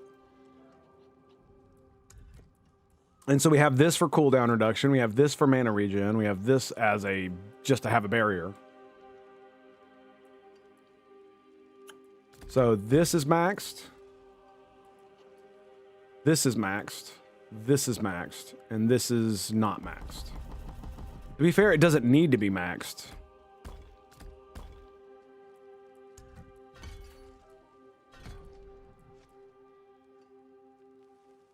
Lasts for 5 seconds. It lasts for 4 seconds. Ugh. Well, I guess 1 more second is great. Cooldown speed is increased. Yeah, it reduces your cooldowns by 1 second. It's crazy, right? Here we go. Yeah, grab that.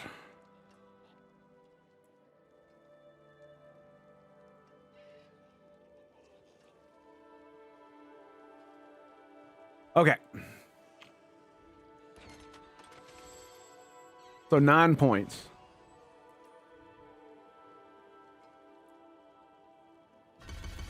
I mean, I feel like we should probably put it in the fucking barrier for defense. Yeah. I'm not getting any more points at all, period. So, yep. One of the reasons we've lost so much is because of shit. I guess I could take a point there. I don't need that. What about this one? Nope, need that one and need that one. What about this one? Mana, that's good. We don't have one here because it didn't matter. Durations, berries, mana increase by 20%. 5 mana regen.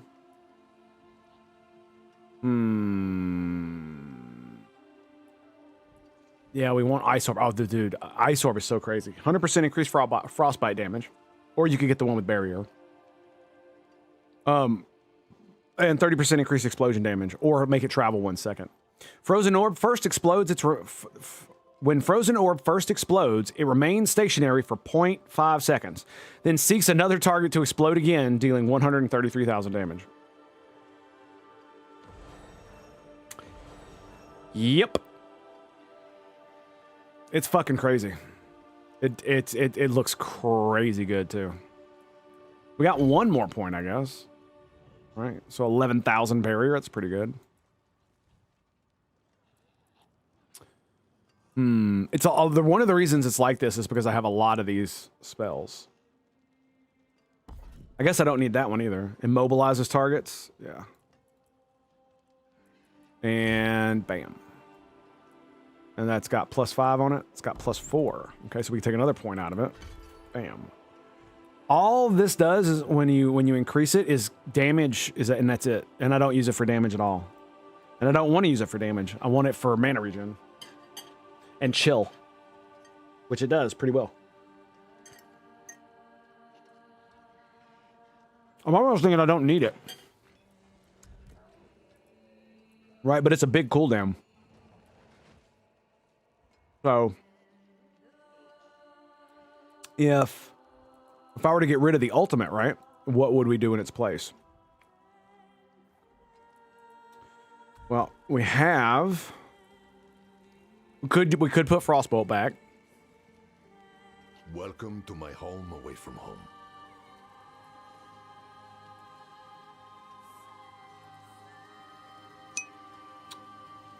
I have nothing in teleport. That's great. Mana regen and chill. Fantasy, Netflix, and chill. I know, right? I've thought about using other conjurations, and they just kind of suck. I don't like them because I have to constantly cast them instead of doing normal damage that I want to do.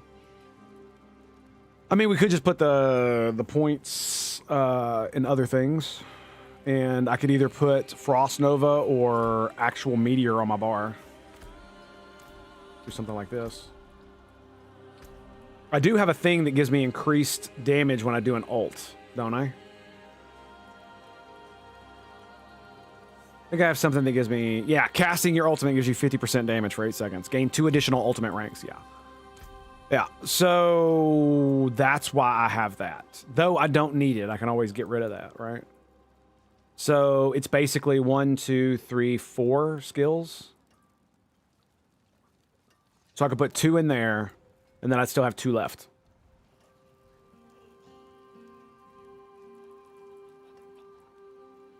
And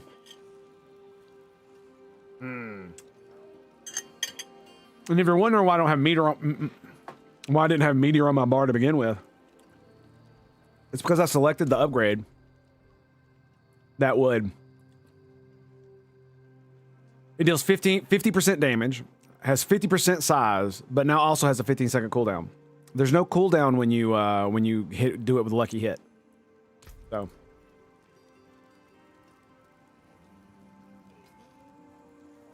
that's why I was just like, if I max out lucky hit, I can be summoning meteors like all day.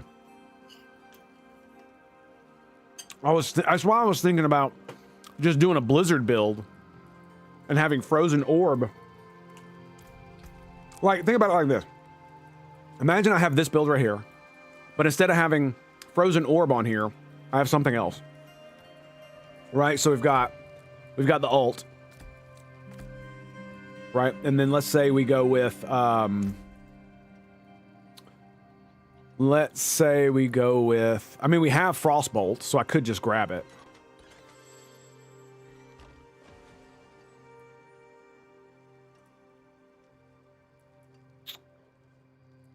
This one shoots twice. This one shatters or hits frozen and chill. So what I would do, if I were gonna do that, is I would go 1, 2, 3. I might need 4. We do shatter. Or excuse me, we put 1 in, then we shatter. Barrier or mana regen. Let's go barrier. Yeah, I don't need either one of those. And then we do this. And then we put blizzard right here. And the only thing that really costs mana is motherfucking blizzard. And so I just spam blizzard. I mean, let's be real, it's probably gonna work. Yep.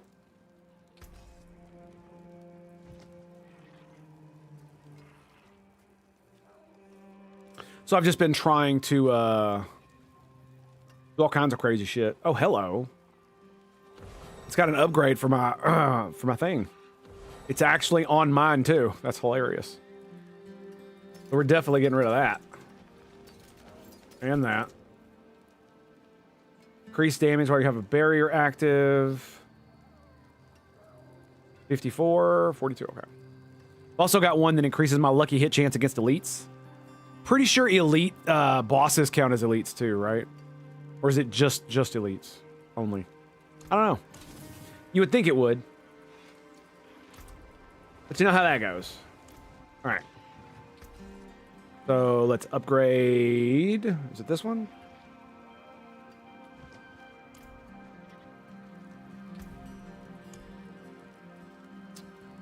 Yeah, it's this one. And it is enemies take. Bam. Yeah, I've also got your defensive skills gain 1 additional charge. Skills deal up to 52% increased damage based on available primary resource when cast. And I know that's weird because I'm probably at low mana a lot, and that's right, I am usually at low mana. Your defensive and mobility skills gain 90% cooldown rate while moving, by the way. And then, what the fuck was I saying? I don't remember. Doesn't matter. All right.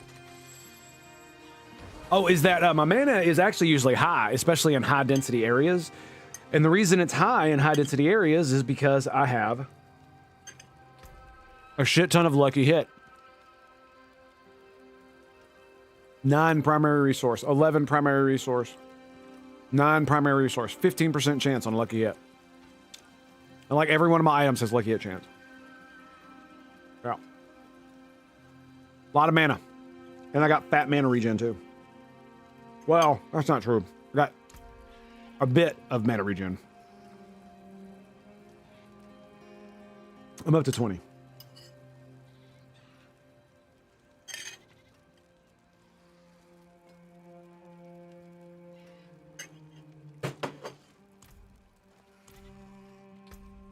Okay. I don't want to go in the pit. Let's go to the Helltide. And I'll just poke around while I'm continuing to eat. Testing how this feels.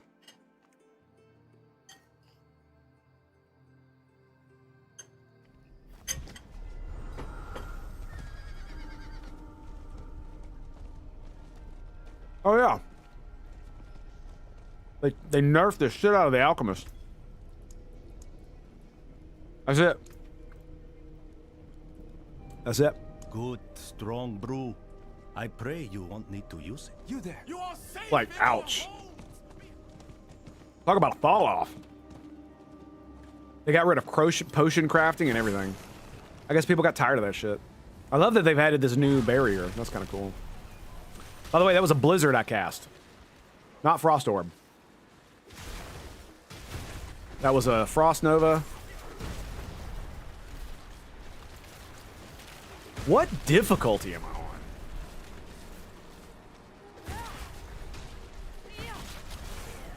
See what you've earned. Look at that. It seeks them, dude.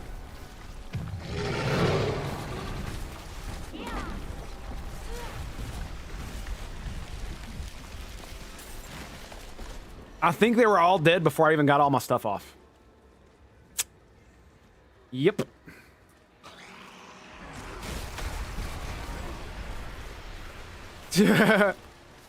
Immediately die. I need to turn the difficulty up. That's definitely true. Caravan? Yeah, I don't give a fuck.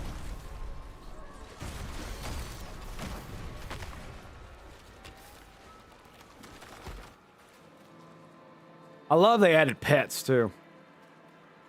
Because that means you can, it allows them to go pick up your gold and shit. Like, auto gold pickup was a big thing in Diablo 2. Why I usually didn't, that's why, yeah. I loved it. Because it's such a pain in the ass to have to run over it and click on it.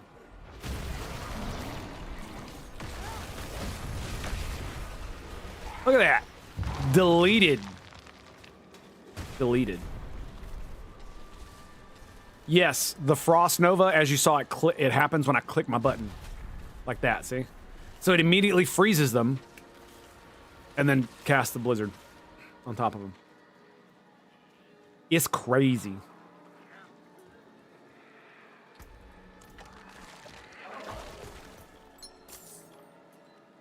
Nice. Bit of those. For the lulls, I need another, 50 million fucking yellow thingies. So, might as well pick them up. Might as well pick them up.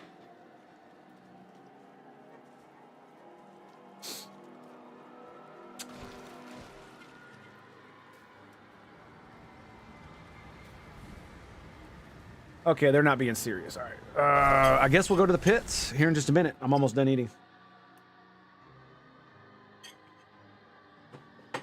Let's see what difficulty I'm on.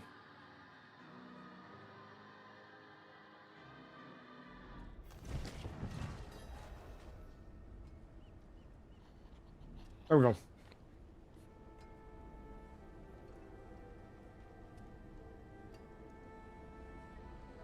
I don't know about you, but I've been loving hearing Bill Maher argue that racial gerrymandering is still required. Because we, quote, don't live in the future, end quote. I like Bill Maher a lot. But on that opinion, Bill Maher can eat my ass. What was I doing? Oh, yeah, that's right. Eating.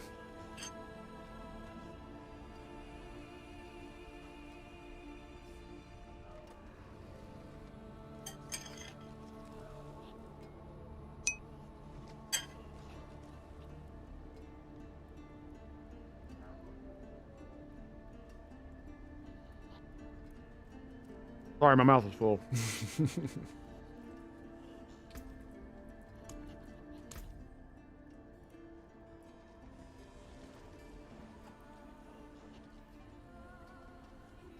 I'll tell you something I love is that they've combined all of the paragons together. So everybody who's on the same season has the same paragon points. So I worked up to like 150-ish on my warlock. Then I added another bit with my paladin, and now I'm up to 121 on her. I think I've only gotten like 1 or 2 paragon points on her though. What's up, Wolf? Greetings and salutations, my friend. How are you, good sir? I said we're gonna get rid of that, and that. And we're gonna get rid of that. Vulnerable damage. What is this? Cold damage. What? Oh, it's because we need the intelligence here. Okay, we'll get rid of that one. And that one. I added a bunch because I was doing things. I needed places to put those. Right. While I was fiddling around. And that, oh, no. 1.3 attack speed. I mean, it's not that. Yeah, that'll be fine. Yeah, that'll be okay. We definitely want to make sure we keep the legendary shit. See, this one is increases your enchantment potency by 30%. Each equipped enchantment grants 40% increased damage with their main element and 60% increased damage for the second enchantment if it is of a different element. So that means that I get 80% damage because I have 2 frost things in there. Super fucking awesome. 60% increased damage to vulnerable.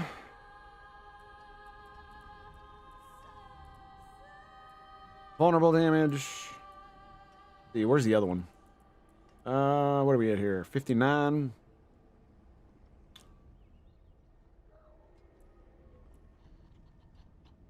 Yeah, I could get rid of some of those.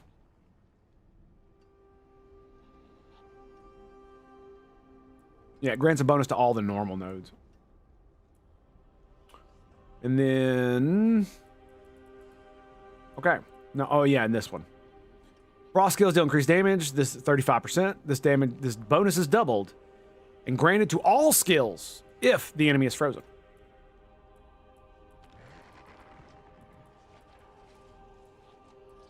Alright, so... we are going to go over here. And there is one board left.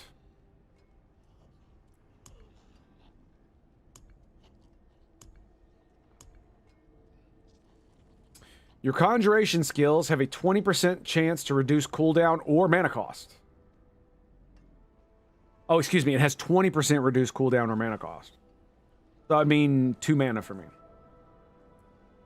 Casting a conjuration skill will increase the damage, increase your damage by with their element by 50%. Conjuration damage. Let me preview this. What is around this? So this is conjuration damage and non-physical damage. Okay. And the last one is... oh yeah, it's this, the one that's the stacking one. Yeah, I don't know, man. What's up, Wolf? How do Tango? I don't know, man. Well, to be quite honest, it's not been great. One of my longest standing friendships just ended, and I'm very depressed about it. My mom, the anniversary of both her death and her birthday are coming up soon, and it was Mother's Day, so it's been rough for me the past couple days/weeks. Just trying to make it through, you know what I'm saying? So, armor, crit damage, burning enemies, resistance, intelligence, lightning damage, resource cost reduction, stunned enemies, huh?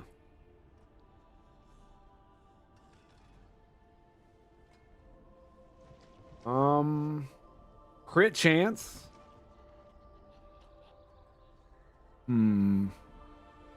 Impairment reduction. That sounds pretty good.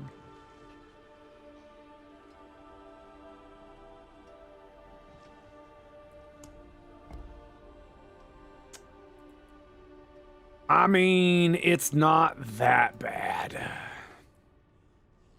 That's attack speed. Conjuration cooldown reduction. Interesting.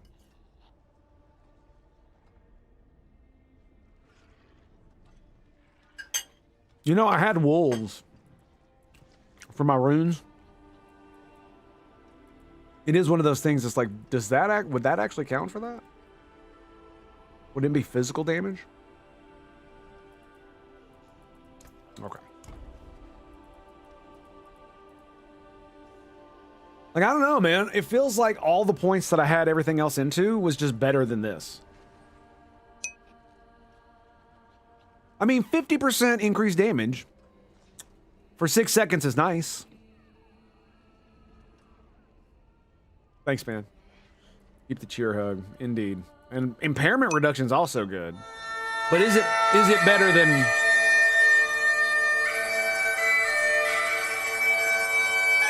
Thanks, bud.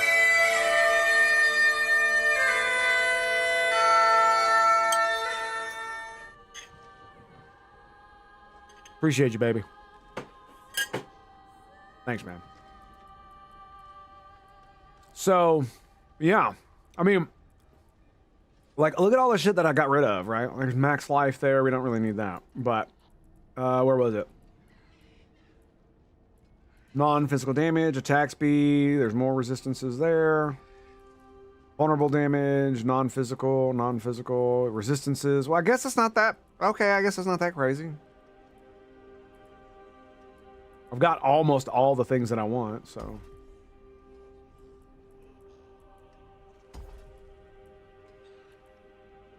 Yeah, it's doable.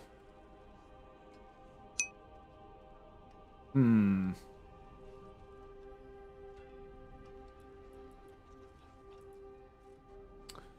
Maher is a contrarian. I always appreciated his performance in Cannibal Women in the Avocado Jungle of Death.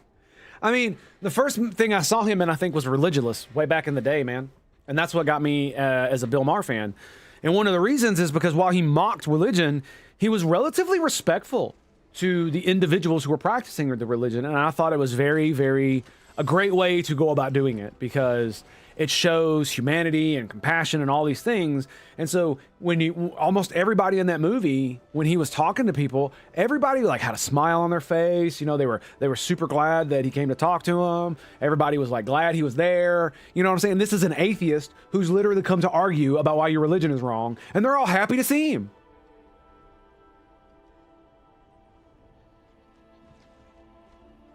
Because if you're not a disingenuous twat waffle, people tend to like you, relatively speaking. So yeah, it's just one of those things, man. And it just, yeah. But he is a contrarian. I think it feels like it's, I would agree with the statement that racially gerrymandered districts was probably a good idea in the 60s. When a large portion of the electorate was racist. And I don't even want to say in the South, because that's not true. To say that the South was racist and the North was not is utterly disingenuous and contemptuous of history. Absolute insanity.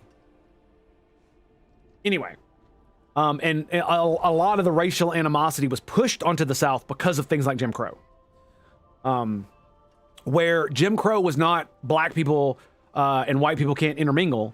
It was literally the law that if you had a white establishment, blacks could not go in, and black establishments, whites could not go in. There would be no racial mixing as far as business was concerned.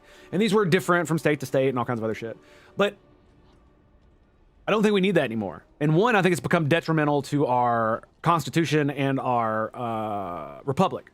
Because basically this racial bullshit has been taken over by race grifters so much to the point because there's almost no reason to have that kind of shit in our country anymore. Especially, you know, over the past like 10 or 15 years, 20 years. Like, we had basically gotten away from that until the woke shit started to come back out. And if you look at the sentiment of race from all the races, including black people, everybody thought racial relations was getting better. Like, it was in the 90s for whites, it was in the 70s for blacks, and this was in like the 2000s, right? 2010, especially because of Obama and all that other shit. And I mean, to be fair, Obama did really bring out the real racists. Like, you saw who the real racists were, because there was no getting around it. If you have Obama derangement syndrome, there's a very good chance that you are racist, right? That's just how it was. That doesn't mean he didn't do wrong things. That doesn't mean that that he was voted in by an entire racial bloc. It was like he got like 98% of the black vote or some shit like that. And the only reason this is a problem is because my entire life I've been told that we shouldn't consider race when things like that. When I look at a candidate who's going to take the position within my government, their race is literally irrelevant. What's relevant is what the fuck are they going to do? What type of person are they? And are they going to be efficacious at this job? i.e., are they competent? Those are the things that matter. Unless you're not white. If you're not white, you can go to little Somalia in Minnesota and you can run on the most racist tribal politics you fucking ever seen. You think the US is racist? You thought the British Empire was racist? Motherfucker, you ain't seen racism till you've seen African on African racism. They got whole levels of that shit. And if you don't think the motherfuckers can tell each other apart, you are so fucking wrong. Anyway, enough about that. It made me really angry at Bill, because a lot of times he sees a lot of stuff, but it's basically like, yes, let us have entire racial enclaves in these areas. You know, anyway. Yeah. So it's just, it fucking aggravates me. So it's just something fierce. As you can see. Okay, so let's... 1, 2, 3, 4, 5, 6, 7, 8, 9, 10, 11, 12.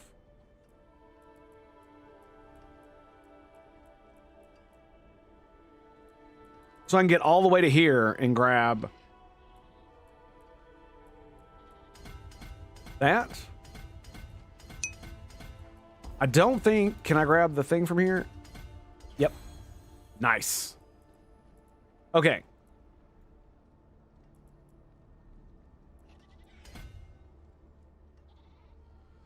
Thanks, bud. Appreciate you. So... All right. To the pits! Let's see how... what am I doing? Right here. Doi. I was supposed to check what difficulty I was on. Silly me. Silly me.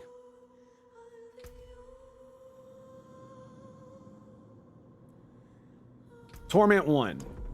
Okay, I can't go to Torment 2.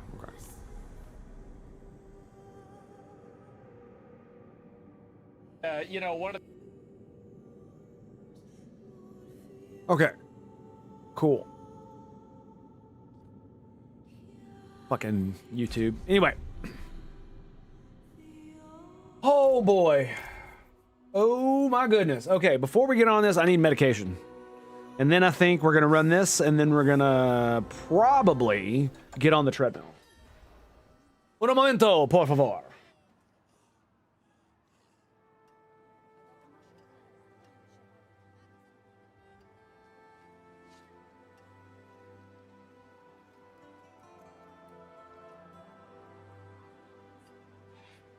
Man, I've been learning all kinds of shit lately, dude. Like, one of the reasons why I was reading the book aloud is because I was reading this stuff about how reading aloud gives you more retention, and how it's probably one of the best ways to read if you're trying to like learn something. Whereas if you are reading a story, a lot of times reading silently is fine, because basically the explanation is that your brain runs heuristics in the background to take shortcuts to make the ingestion of information easy. So if you're very interested in something, reading it silently is not that big of a deal, especially if you have the ability to focus really well. But for someone like me, where my mind drifts and wanders, and half the time I'll be reading something and all of a sudden I'm, you know, in the Caribbean, you know, 5,000 years ago, communicating with apes and fucking zombies with lasers on their heads. Yeah, I know, it's weird. I just go along with it, whatever. And so I started reading aloud, and it actually does help me concentrate. And one of the reasons given is that it's not only that you have to read the stuff and understand it, but because when you read silently, you're not talking nor listening, your brain is instead doing other work, like it's trying to, like you basically, have you ever done those experiments where you can read jumbled up letters as long as the first and the last letter are the first two letters and the last letter are what they should be? You could read most words. That kind of shit. It's because your brain's like doing shortcut nonsense in the background. And as someone with, you know, ADHD, it's really hard for me to concentrate on that unless I'm reading something that is a really involved story. I almost never have this problem with my Driz novels. Let's see what else. I didn't have this problem with Lord of the Rings. Oh my God, I did not. It's not true. I did in the very first chapter about hobbits. But that's a whole nother ballgame.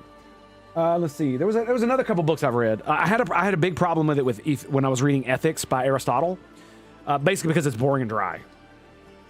And so I started reading aloud for a little while, and it seemed to work. And I was like, oh yeah, I could do this on stream. That's great. So I could combine the fact that I'm doing some type of reading / studying every day with the stream. I don't know how often I'm going to be streaming again. It's been rough, and I've been trying to learn to code, and that's been going fairly well. I am finished with my beginner course and moving on to the projects. So, and then that game making program called, what was it called? It's on Steam. It's on my wish list. So basically, the guy who made Gary's mod made another one for Steam, and I can't wait to get my hands on it. It's the reason I'm learning to code is because I want to be able to code C# and be able to actually program a game and not half-ass it and make it look like ass and make it look like shit. I actually want to do it right. But the problem is my brain is fucking me all up. Where is it? Yeah. SN Box, I guess is what it's called. Spiritual successor to game mod. This game creation platform is built on the Source 2 engine.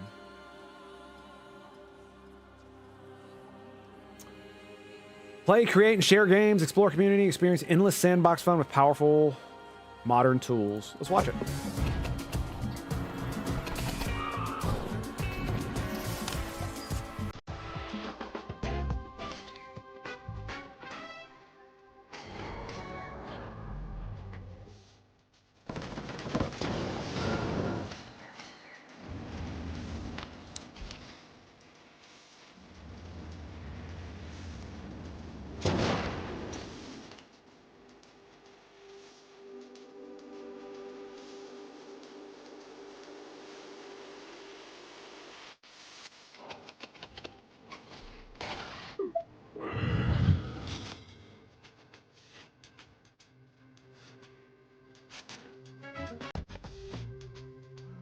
Nice. Coming soon, published to Steam. My only thing is I don't like the way the default dudes look. I basically want to make XCOM 3 Tango Edition. That's basically what I want to do.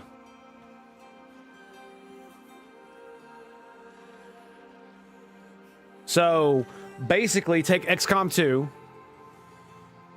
and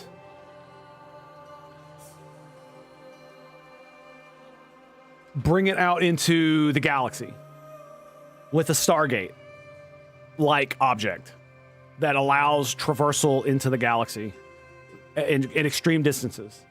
And I've already come up with like a dozen or so civilizations. I've already come up with the main baddies. Technically, there's multiple. Like I've already got the universe built. Kinda. I'm just fleshing it out. It's built up here anyway. In my head. And I really wonder how hard it's gonna be to make in this.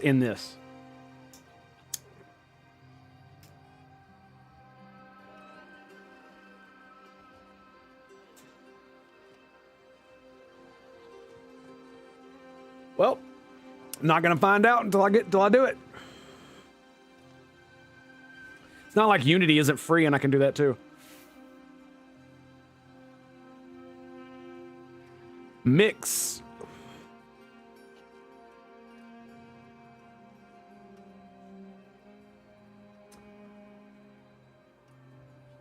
Wow.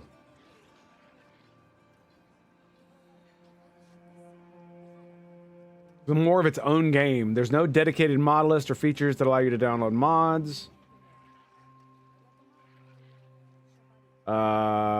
Sandbox mode aside, it's missing tons of features.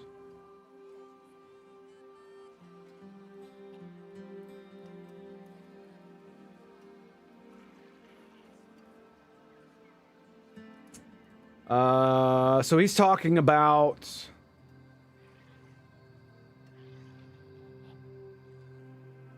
What the fuck is he even talking about? Oh, it's okay. As it's building on what GM's limit, custom content. So maybe it's not that great.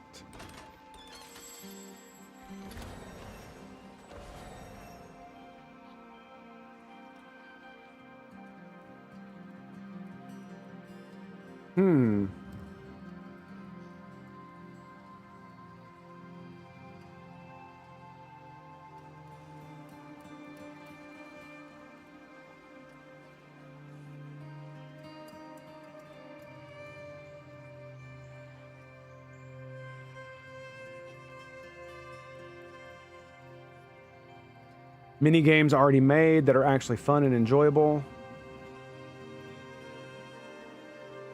So people are just bitching about the low quality AI slop.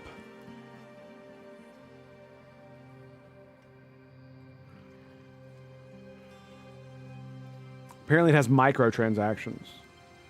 Poorly optimized.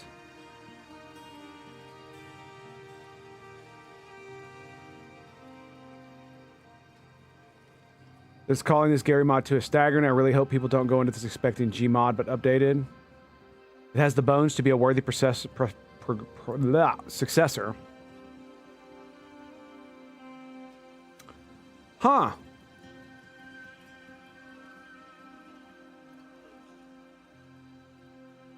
Hard to say how I feel about this game. Okay. Rebuild the Gmod Empire. Most complaint is the layout from the game menu. Okay, so I'm probably going to need to give it a try and see what the fuck's going on with it. Because I thought it was a game creation platform. So when it's talking about creating, it's not talking about like making your own game, right? Because that's what it seemed like up here. Because, like, I mean, I know what I need to do in Unity to make a game. It's just very complicated, and I don't know how to do it all yet, right? So, I'm assuming that's correct, and people are just bitching about the lack of quality stuff on there, right?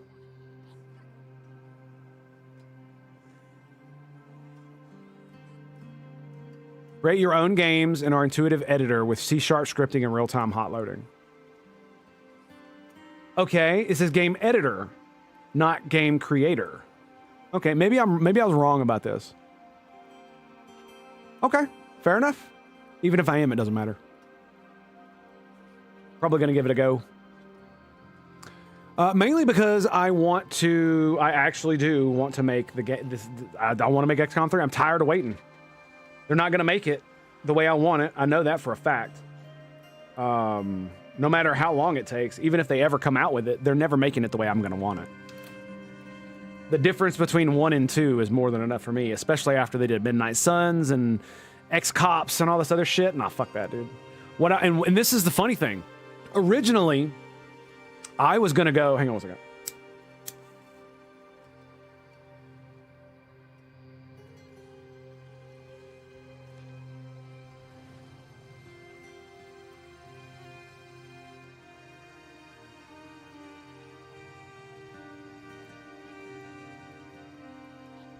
So originally, oh goodness. Anyway, I forgot what I was even talking about.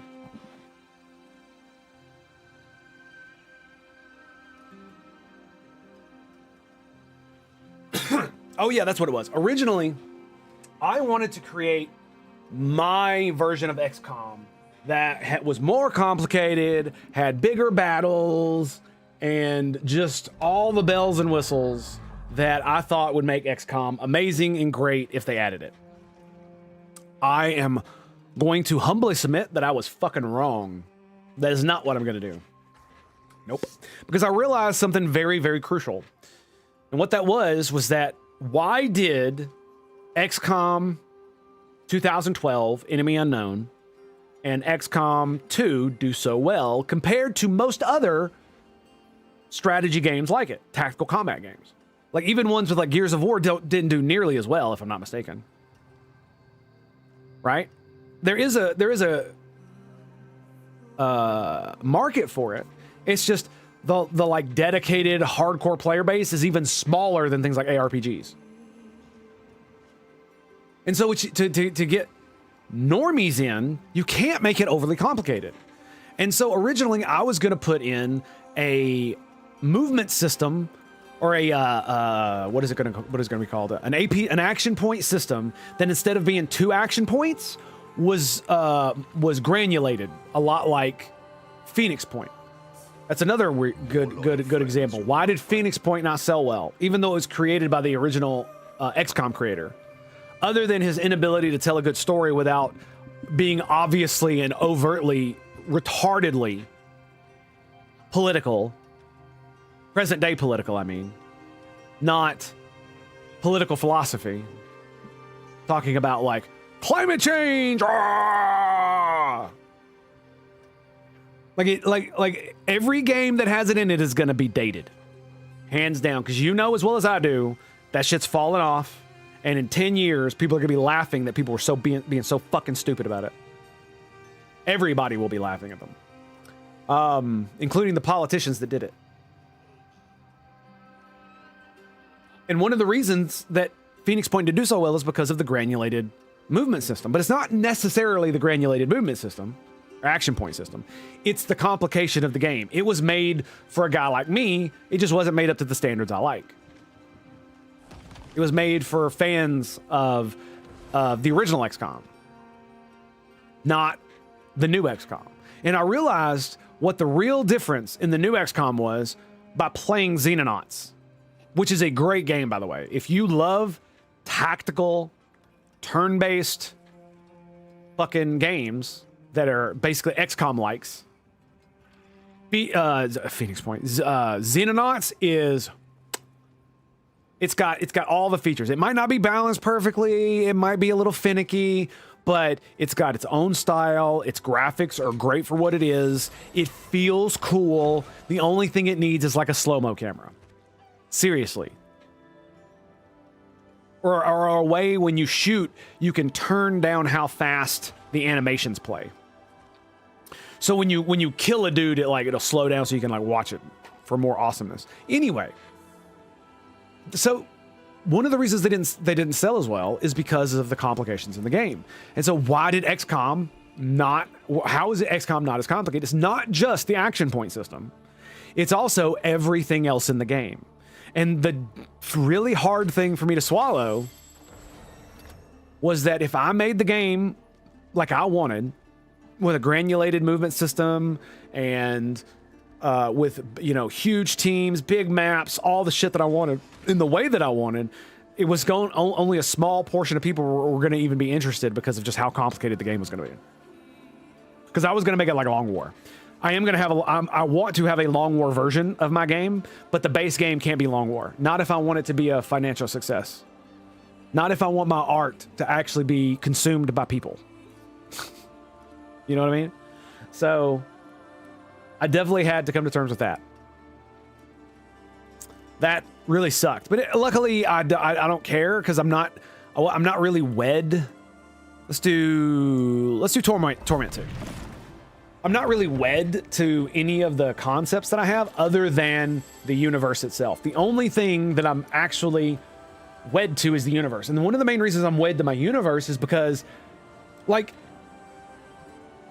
if I make a game and it's successful in any way, I now have an entire universe I can make other games in, not just tactical turn-based games, shooters, RTSs, anything I want, books. Fucking if I want to write a book, guess what? I got a universe I can write it in that's already fleshed out, that already has lore that I've developed and all this other stuff. If I ever want to make a fucking AI movie or any of that other dumb shit, or, make a fucking anime series with AI, I've actually thought about making videos of, music videos of my songs that I made with the AI creators that are out now, because they're getting really good. They're getting really good.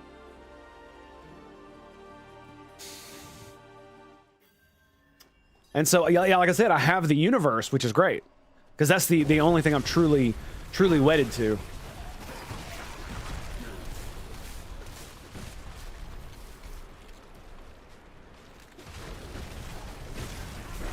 And so when the game... The meteors! Think of, did you hear Christopher Odd is putting together a team to position Firaxis to either work on or release the rights to him to work on XCOM 3? I did not know that, no. I seriously doubt they'll do it. Money-grubbing companies rarely do things that are beneficial to us. Dude. I'm doing way too... Oh, fuck me. I forgot about the echoes. They were just pounding the fuck out of me.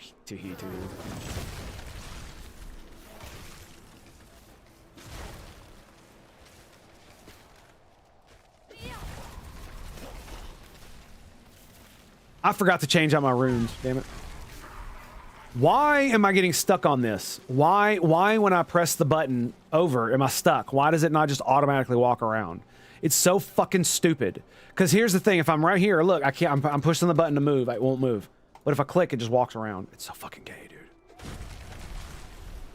It's a gigantic bundle of sticks.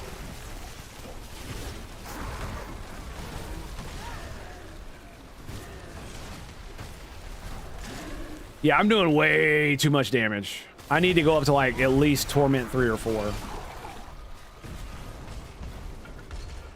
Curse this place.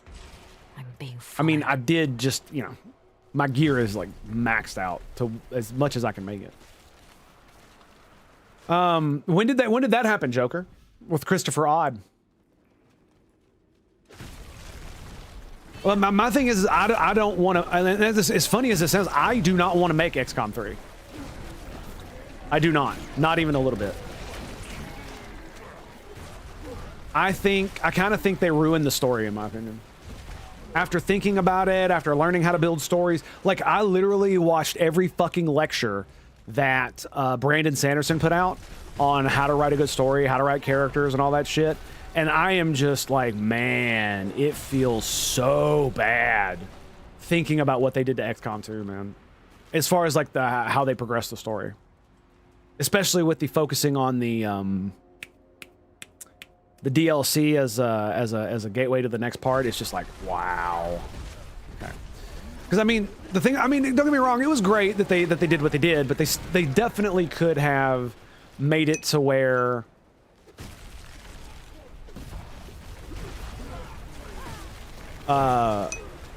they didn't have to do it where the aliens won, right? Which was a fun concept. Don't get me wrong. I actually didn't mind that. I was more referring to like the progression of like, what's the best way to put it? The Chosen were one. I know a lot of people like them. I did not. Not for the game itself. For what it did to the game, yes. But Quite the challenge. it didn't felt like they were written very well. Even the ones that I liked. Even the one that I liked. How goes it? It goes well. It goes well. I'm discussing the game I want to make. I still haven't thought of a name either. The placeholder is EarthCom. I know that sounds dumb. And it's definitely a placeholder. Funnily enough, the reason I called it that is because originally in my universe, Earth was going to be a religious monument, a holy terra, that was lost to time. Fuck. Oh.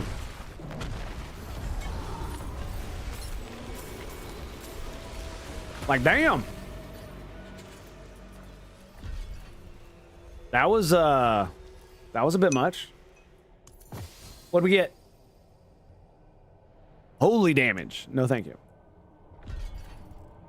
Got another dark prison, and it was a glyph. That's what it was. We got exploit. Vulnerable damage.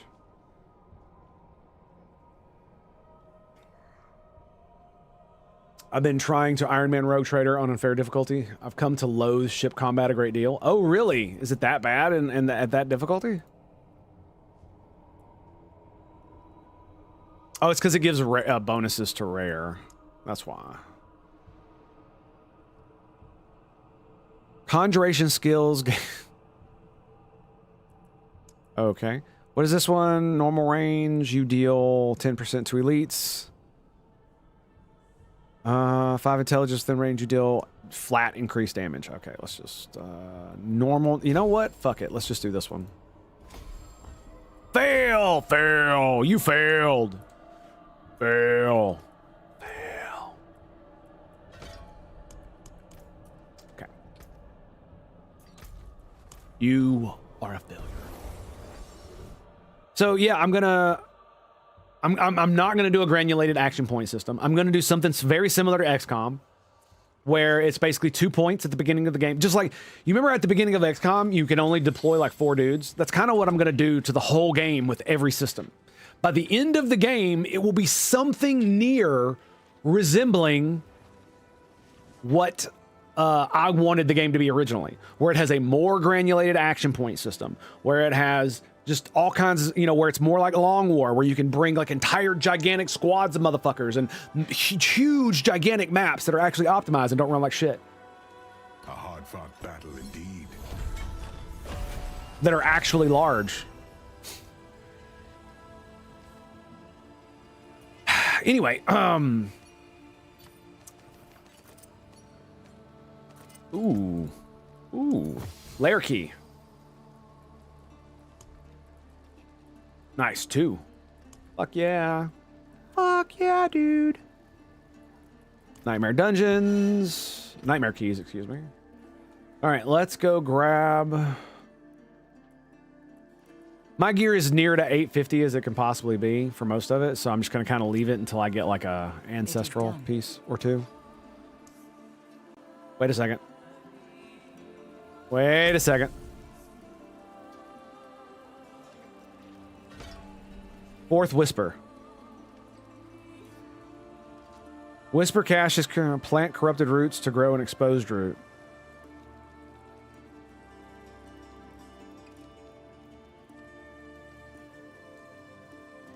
The regions of Sanctuary each bear different fruit.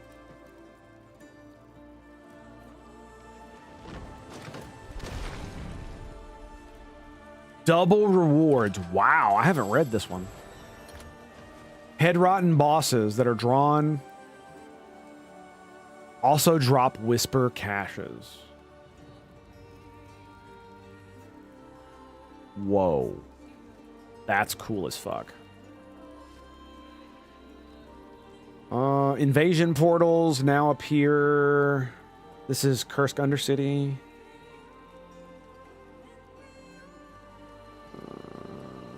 When you gain attunement level, experience source. No, we're gonna go that one. Yeah, that's great. And this bullshit. Oh, that's right. I didn't do the artificer thing, did I? No, I didn't. Okay. Why did I want to do this? I can't remember.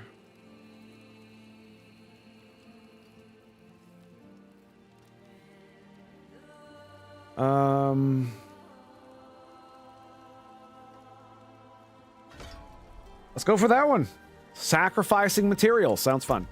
Okay, so the Undercity. Which did I get for this? Endless Swarm. What do we have for Nightmare Dungeons? Treasure Goblins. I want to... you know what? Let's actually do Nightmare Dungeons. I hate Infernal Hordes, dude. I do not like them. A large amount of salvage. I don't need salvage. I think where they went wrong with the war plans is that there's not enough choice. That's like my problem. Is there's not enough choice. Right? I want to choose what I want to fucking choose. I want to do Nightmare Dungeons so that I can level up Nightmare Dungeons. I can't just go do Nightmare Dungeons, and I think you still get stuff. I think you do. Fight well, my friend. You know what I'm gonna fucking do? I'm gonna actually see if that's the case. Let's pick one. Herodric bullshit. I hate that. Actually, let's do this. Equipment delve, channeling shrines. The Herodric artifacts, they just feel like they suck ass, dude. I do not like those. Lethal shrines, Herodric strong room. I'm still gonna do it. Is it a whisper? It's a grim favor for 5 minutes. Granting extra experience.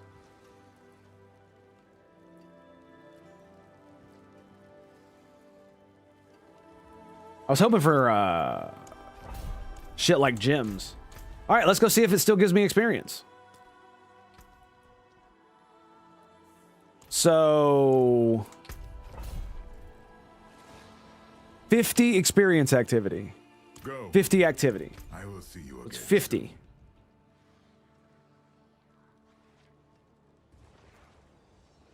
Where the fuck was the dungeon at? I really hate when it does that. Thanks, game. Shit. Isn't there a... Here it is.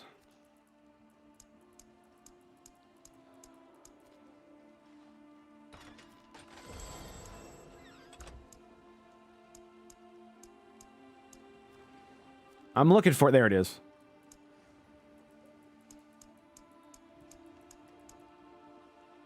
Does it show up over here?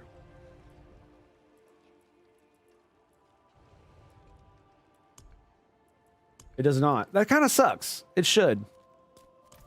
Anyway, let's go grab the whisper. Whatever. Regular combat, if you play optimally, in bad case, the focus fire will down a dude.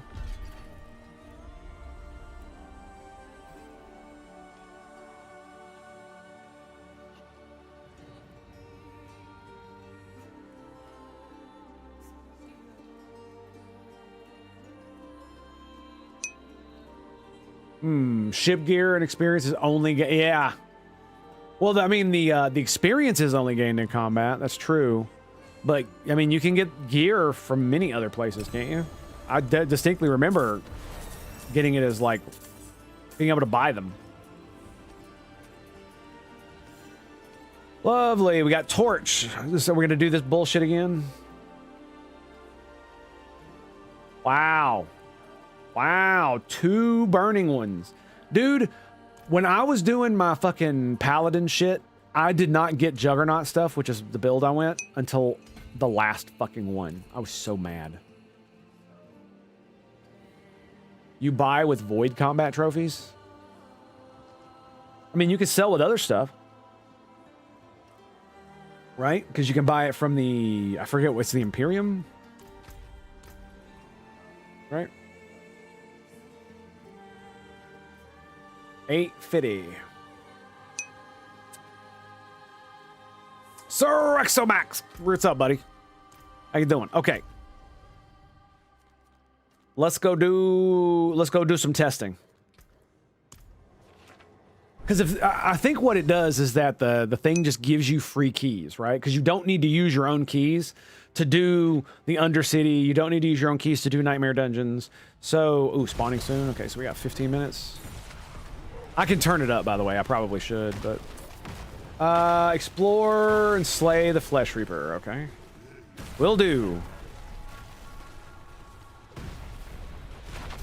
Been a while, indeed, sir. Good to see you. Welcome, welcome, welcome. Yeah, that was fucking gay. All right. Helltide will recede in 5 minutes. Wasn't that lovely? Like, they die way too... Look at that, dude. I think he was dead before the meteor hit.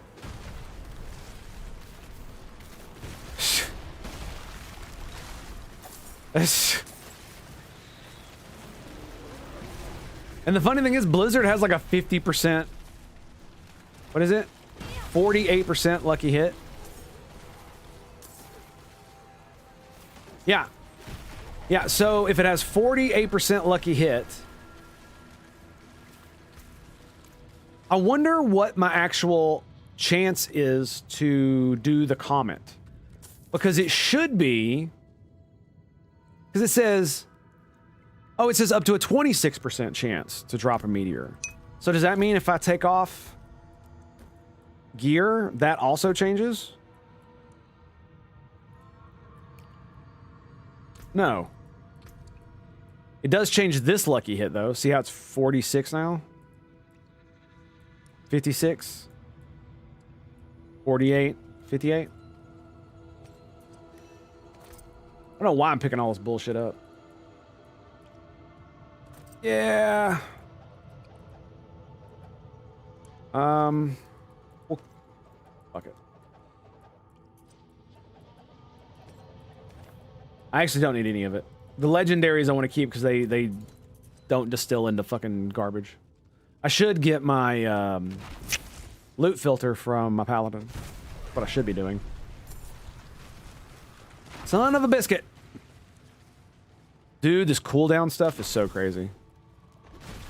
80% cooldown reduction while moving for defensive and mobility skills. Crazy.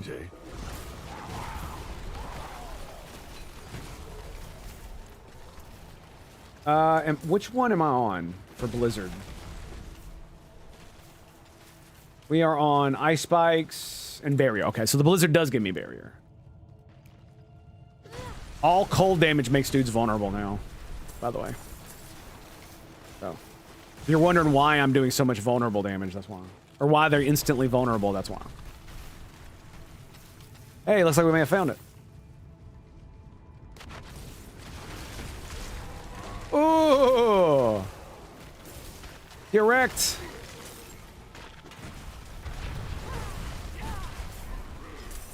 Whoa! Out of my way, bitches.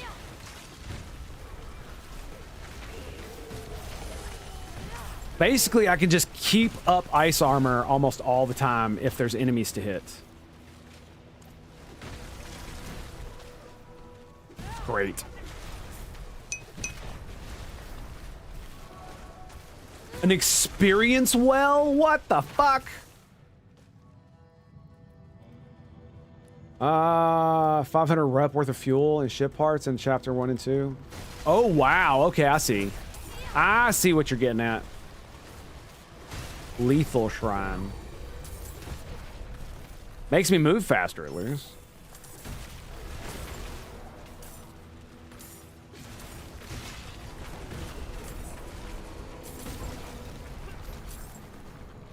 That is the locked door. Slay the Flesh Reaper. No, get away from me. You damn dirty thing.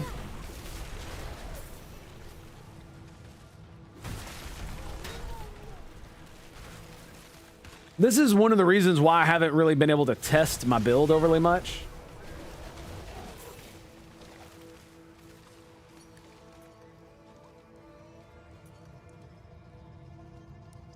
It's because I'm so overgeared because I min-max the fuck out of my gear the entire time that it's hard for me to find challenging shit once you hit 70 because you get so much damage from your Paragon board.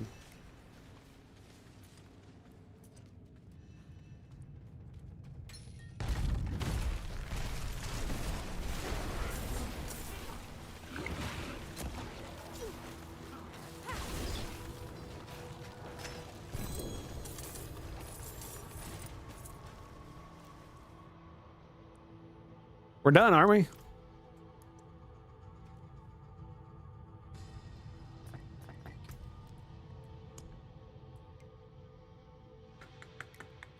Like, I'm almost thinking about using the Rogue's Concealment rather than +1 to all skills for 10 seconds, max 3.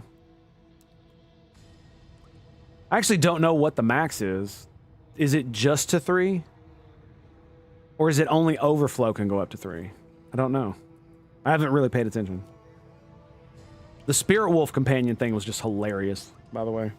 Because I could just put the summoning one in there if you have more than one summon, and they just go crazy. But I wanted something that went with my build more than summoning wolves and shit. Warlock's Dark Prison is a CC. Huh.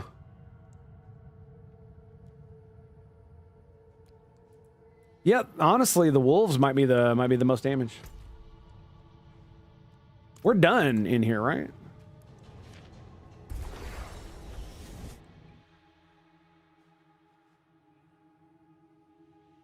I think that was it.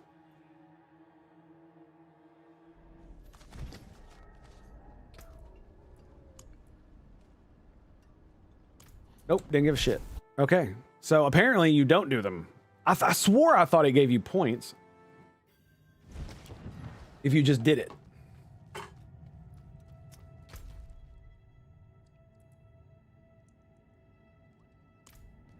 Okay. All right, well, let's see what's over here. It's probably nothing, but I'm going to do it anyway.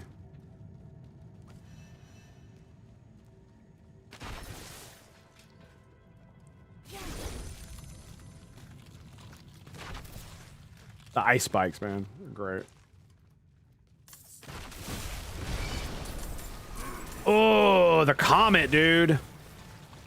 That was... I knew there was something up with that. I was like, that's no way that's the boss.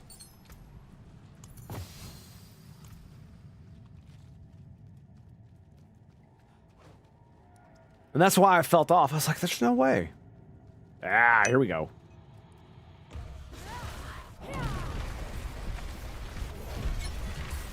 I didn't even cast Blizzard. I don't think I did. Dungeon cleared. Nope, no points. Okay, then. Well, that definitely seals the deal. All right, let's go back. See the enemy consumption ahead of engage. Oh, yeah, the enemy composition, yeah. Yeah, like it's on your sensors or something. You can kind of see what's going on.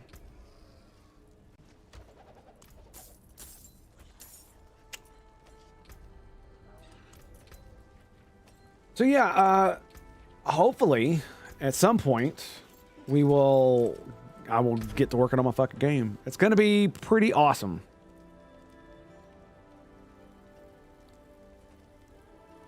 Oh, we already used one, didn't we? Yeah, we did. And then we have to do the Undercity. This is what I'm talking about, man, where it's like... So I have to do the Diablo, I have to do the Pit, I have to do a Nightmare Dungeon, and I have to do this. I don't actually have a choice. So right now, I just kind of want to run Nightmare Dungeons so I can get more glyphs and level them up.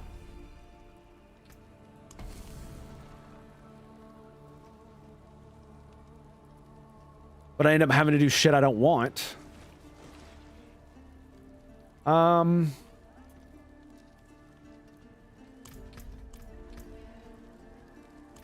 think I'm gonna roll it one more time. I'm also gonna leave the game and go to Torment 2.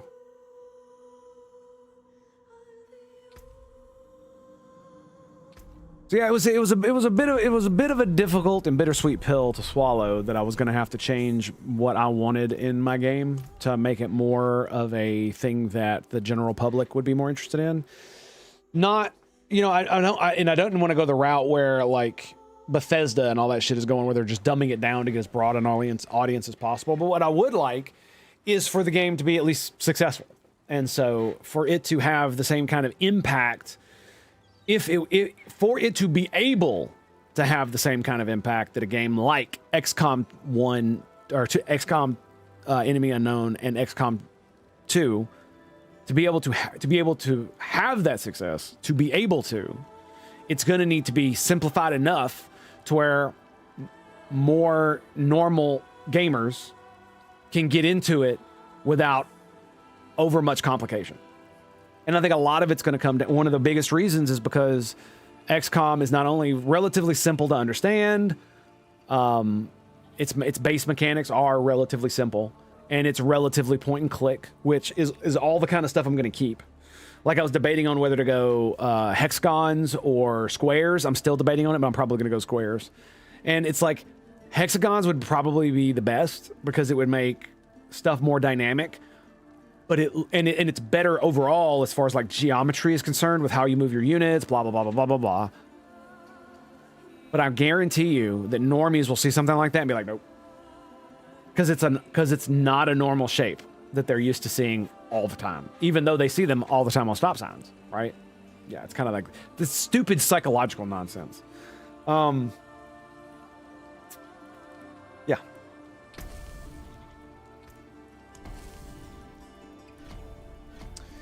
Nice. Okay. Bam. Going gridless. I don't know if that would work though. Right? We agree. The plan is set. Because, I mean, you could bait. Well, so you mean use. No, because that would require harder addition, right? One of the reasons you want to have a grid is so it's easy to see and easy to parse what's going on just by looking at it. If I use a measurement system, like, oh, you each person can move, 20 yards or whatever, and people won't want to do that. That's another barrier that retards who don't want to add in their head will be like, no, I don't feel like fucking with that. It's too hard. Fight well, my friend. Yeah, it's really what it boils down to. You are right. That would be a good compromise, but it's still going to have a very similar problem in the fact that it's going to be detrimental on that level. Potentially. This is why I've been heavily researching and building my world. I've been heavily going into the coding, and I haven't yet started to fuck around with actual game creation because I want to let it sit and let my ideas stew so that I know what I want to do when I go to make it. Because if I decide on octagons or I decide on pentagons, and I decide on a non-grid system, and and then I ended up wanting to change it later, that's not going to be a good idea, right? That's not going to be something I'm going to want to do.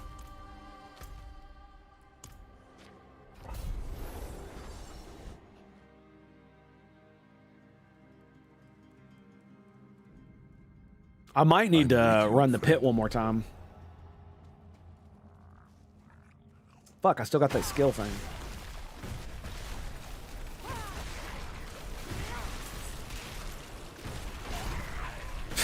Just running through casting Blizzard. Not much else.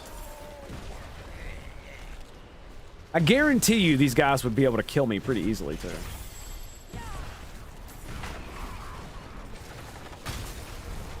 Boom! Obliteration.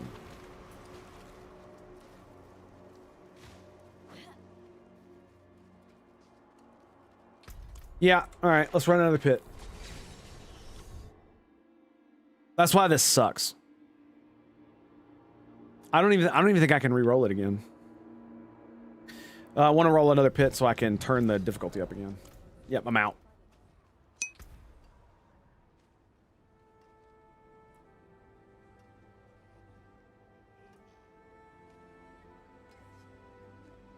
From Rogue Trader is the action preview. I agree. I 100% agree with that. Yeah, definitely. Let's see Torment 4. Let's see how that goes. That's definitely one of those really good things. Although it can be relatively complicated, I think I'm going to do it a different way than they did it. I'm going to make it toggleable by the player. So if you want to do it, you have to like hold down a button or press a button to do it. It's not automatic because it could be confusing to people who have low spatial awareness.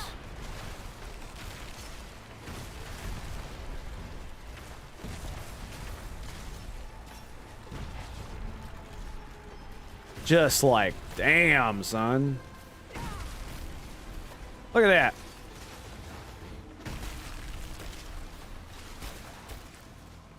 Don't get much better than that.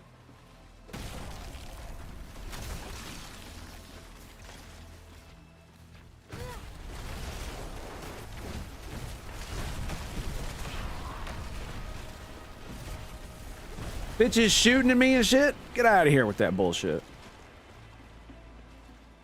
And you know what's really cool? The blizzards stack. So if you cast one blizzard, and then another blizzard, and then another blizzard, it's all stacking dot. It's all stacking dot. And look at they seek them. It's crazy. And because I have the lucky hit with the comet, and I have a 30% chance to cast a frozen orb every time I cast, it's just insanity. 3 frozen orbs right there. Lucky hit comets.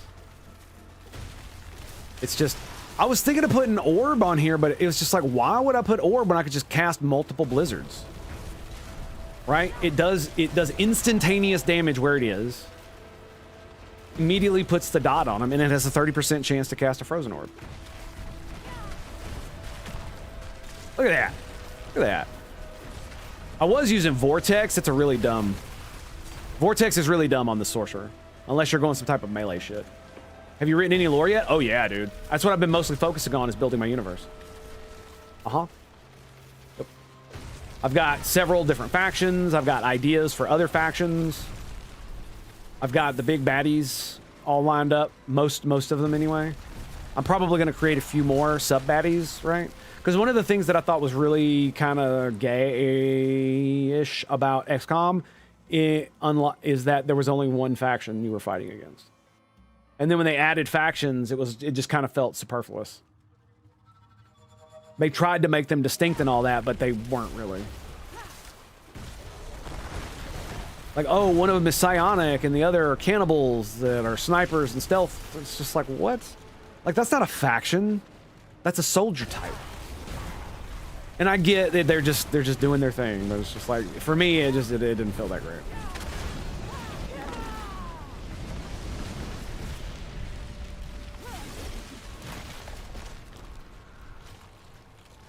So yeah, pop this for epic mana regen.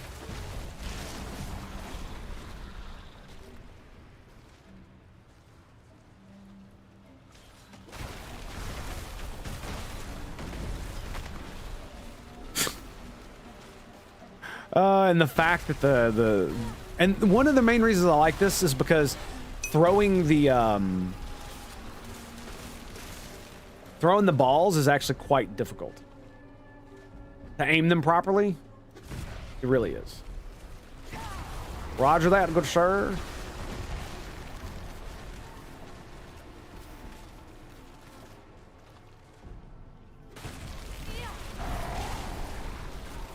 It's funny because one of the reasons I'm not actually able to keep my mana high is because they don't live long enough to hit a lot of lucky hits. They don't have enough life.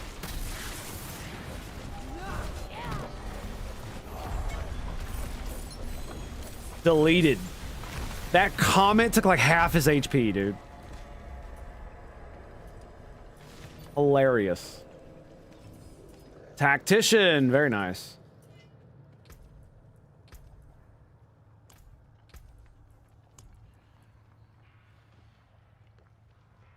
You deal 50% increased damage for 4 seconds after casting a defensive skill. The duration is increased 4 seconds for each defensive skill not on your action bar.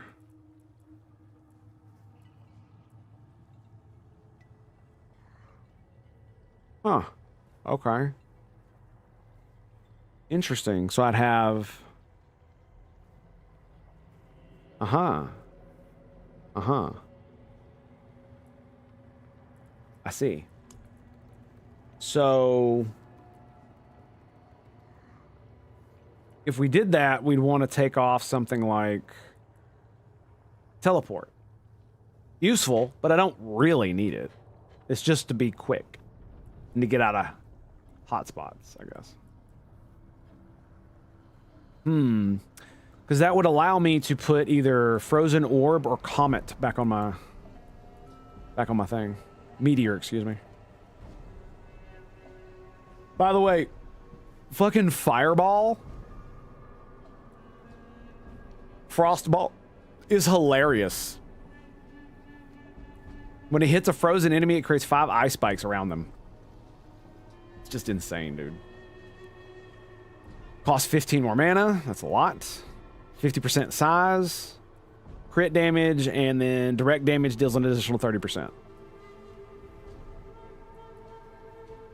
It's pretty good, but obviously it's, you know, made for big-ass groups of idiots. So, Tactician increases the bonuses to all rare nodes within range.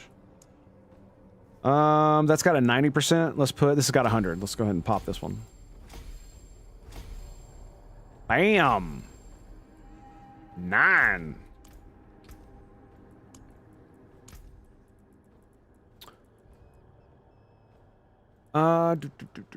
Where is it?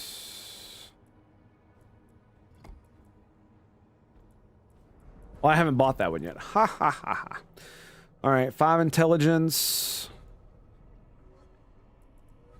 What do we got here? That's Enchanter.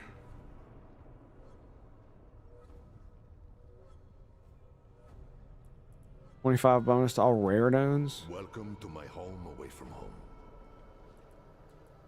Why is it not showing me? Oh, they're not in range. That's why. So it requires 40 intelligence on this one. No, that's the wrong one. 25 dex. So 5, 10, 15. Yep. Not enough here.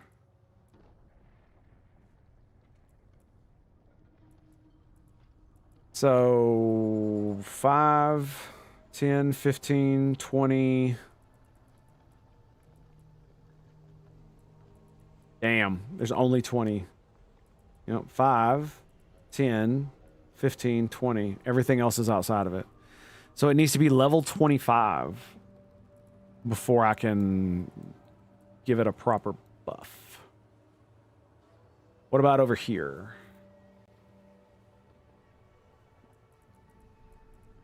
One, 5, 10, 15. So, nope. That's a whole lot of nope.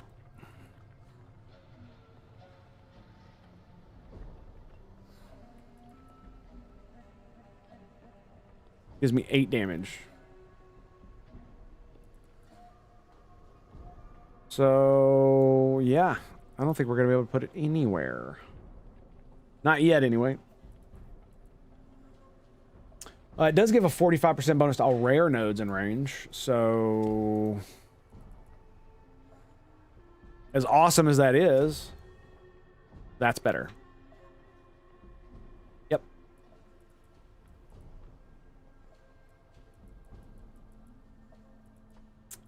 Yeah, it actually might have enough. So it would be 5, 10... 15, 20, 27. Yep, it only has enough to do that. Lovely. Okay, well. More nightmare dungeons. Let's go. More glyphs. So yeah, I'm hoping to get started on it soon. Like I said, I've made several different factions. Like I've created a faction that is basically a center I wanted to make an uplifted faction, and I also wanted to make a primitive human faction, right? And I decided to combine them. So on this one planet, there is an uplifted gorilla species that is like twice as big as a normal gorilla. They're gigantic, but they're uplifted, which means they're relatively intelligent, and their thumbs are semi-opposable or whatever. However it would be to be able to make them tools. I haven't figured that part out quite yet to make it, you know, sound reasonable. We don't need to know that. Right now, it is. I am God of this universe. It is the way I say it is. And so, and then the human faction that's also going to be on this planet is going to be basically very, very primitive insofar as their level of technology is very low, but their cleverness and intelligence is extremely high. And the reason that is because the only way they were able to survive on this planet for thousands upon thousands of years, when, you know, most of the rest of the humans on the planet were killed, is because they were able to hide in the giant forests of the planet, up in the tippity top of the giant forest trees, that the gorillas are too big to climb because they weigh too much. And they can't lift themselves that high or some shit like that. I'll figure it out later. All right, I'll come up with a good reason. And essentially, they're going to be, and there's also probably going to be terror birds on this place. So they're going to be building their civilization inside of these giant forest trees, so they're going to be away from the sun, right? It's going to hide them from those birds. So they're going to get a little bit of sunlight, but not much. So they're going to be very pale, highly intelligent, very low technology level. So we're talking like Amazon rainforest technology level, but they've basically, imagine someone who is like a fucking genius from today and understood all the properties of matter and all that other shit, but only had sticks to work with, right? What kind of crazy bullshit could they come up with by using just trees and wood and dirt and all this other stuff that's just around? You know, no refined metals, no mining processes, no factories, none of that shit. Just pure, unadulterated, take what's in the natural world and turn it into something cool. Kind of like the primitive technology guy, because he's got thousands of years of knowledge standing on the shoulders of giants. He can build some incredible shit that, you know, in antiquity would not have been either it would have been very rare because it would have been, you know, esoteric knowledge, or it would have been not possible because people just didn't know. And that's kind of what I want to go with. And here's the key. The reason I wanted this planet is because I wanted the two species to work together. Now, originally, they were enemies, but a few thousand years ago, one of the apes, by the way, the gorillas are subhuman intelligence. So they are nearly intelligent as your average human, but their bell curve is far more compressed. So they have almost no geniuses, right? Almost no geniuses, and they're like one standard deviation below the like Western average. So that means they're fairly clever, they're intelligent enough to speak, they can problem solve, they can add, subtract, they can even read if you teach them. But their ability to think on their feet, think quickly, be very clever, all that type of shit is very limited compared to humans. And the selection, and basically what I wanted to do is I wanted to have these two populations work together. So the humans were selected for high intelligence and high, not only high intelligence, but high ability of cleverness, so that they could basically turn their environment into a safe space to protect them from the outside world. And then eventually what happens at some point in the past is that one of the gorilla tribes and one of the human tribes unite and take over the entire planet. And so there are still other gorilla tribes, and there are other human tribes that still exist on the planet. They're just few and sparse. So the two main tribes that basically have formed the planet-spanning empire that exists on the planet, the primitive, but still planet-spanning, because the gorillas are fast and they have like insane endurance, kind of like humans do. Because I mean, they are great apes, just like us. They're just different types of apes. And so they built this, you know, giant network like Mongolia did, where they have quick communications, because, you know, humans are very clever. So they were able to, you know, leverage all their bullshit and create a gigantic but primitive empire on this planet. And then you arrive and you fight some of the locals that are not part of the empire, and you get to interact with the empire whichever way you want. I'm going to make it to where, unlike in XCOM 2, where you just fight the aliens and then that's it, and then the other factions are either on your side or they're like the ones in XCOM Enemy Unknown, where they're a faction you have to fight against that are human. It's debatable. I'm hoping to make it to where if you want to befriend these, if you want to befriend certain factions, you can. But as usual, when you make friends with somebody, their enemies hate you, and vice versa. So I'm gonna try to make it like an interwoven kind of thing. Yeah. The apes and the humans, man, I got some lore on that one, dude. Like, I've got a whole backstory in my head about how it came about. Super crazy, super good.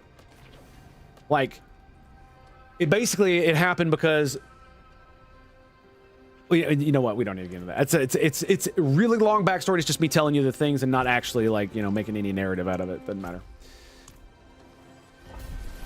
Still, though. So, Emerald Reserve. Blood blisters. I hate blood blisters. Oh, wait. We just did... Can I... Hang on a second. Can I go to Torment 4? I think I can. Yep. All right. Are we prepared to get my ass kicked? Yes, we are.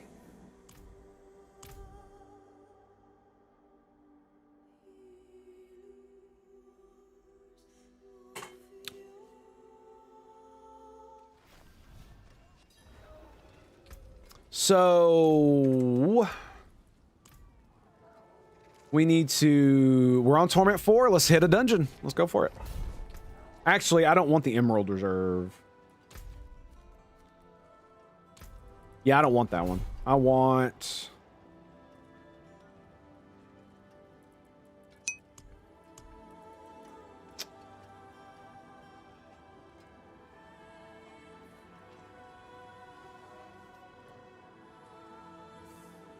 I mean, I guess we could just do experience. Oh, this one's a thing. Gold Reserve. I don't really care about that. Obolds, don't care about that.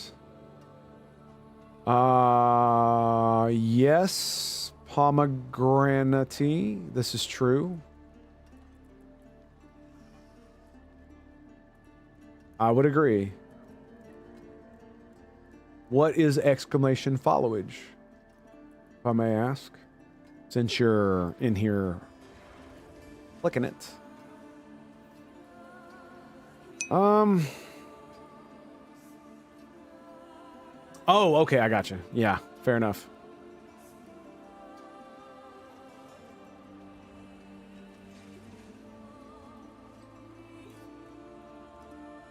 Yeah, I'm just gonna do this. I don't give a fuck about Emerald Reserve. I don't care about that at all.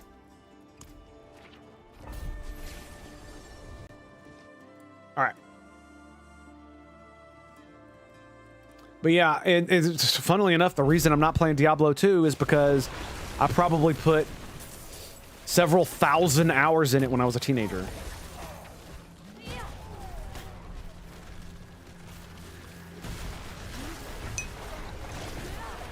You know what I'm saying?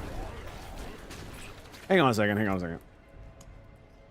So, if we're only doing... Yeah, frostbite damage. Okay, that's what I wanted. Because of the ladder reset? Oh, I've played it a long time too? Yeah. But that's one of the reasons why I don't... Like, even the remastered, I was just like, I don't want to go back and play that game, dude. I can't tell you how many level 99 fucking firewall sorceresses I had, dude. Just because I liked leveling them up. And I'd build them in slightly different ways. You know, back before they actually had the ability to change your shit. Don't want to play the easy class warlock? I did. He's max level. And I got like 150 Paragon points before I made a pally. It was fun. I built a corpse throwing one, which was... Excellent find.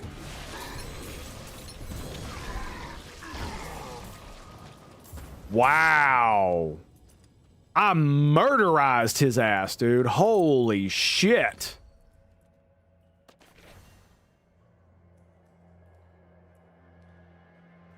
Ooh, hello. Wow. I was not expecting that. I must do a lot of fucking damage. 2 million. It sounds like a lot.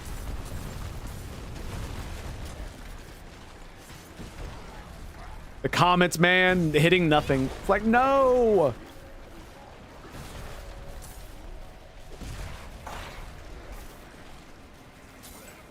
I love Blizzard, though. I do. The spell, I absolutely adore it.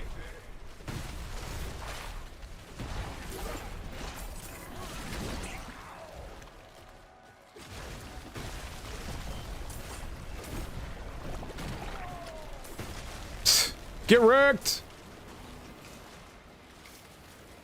Wait. So, dude, I'm still not even in ancestral gear. What is going on? Am I just so stacked it's not even funny? Is that what's going on?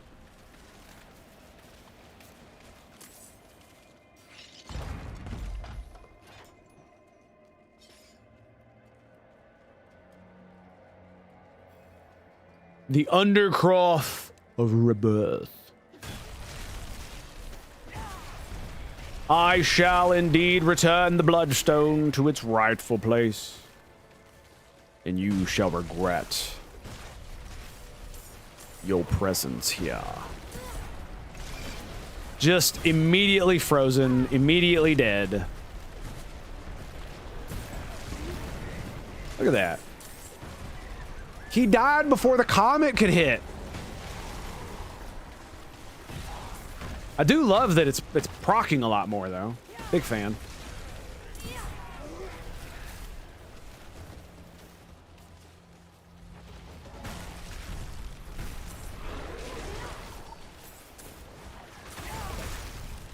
Nope. Right around the corner. I was like, he's gonna shoot me, isn't he? He sure fuck did.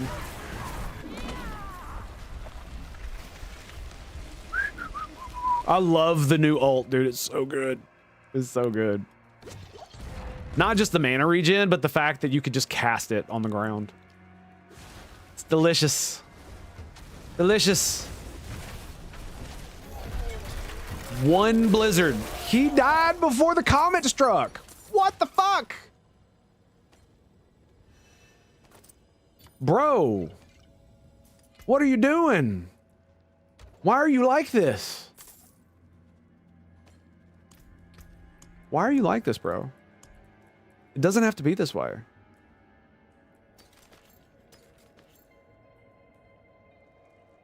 This place will always contain a Herodic strong room.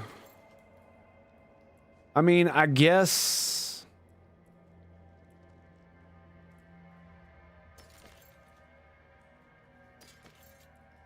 I can't go to that one because I need to conquer the Mordain Lodge. That's going to be relatively easy.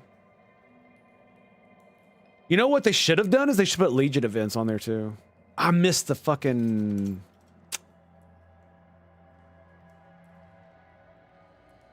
I missed it. Damn it. The boss. The world boss. I love how if you just have multiple nightmare dungeons, you could just keep going through.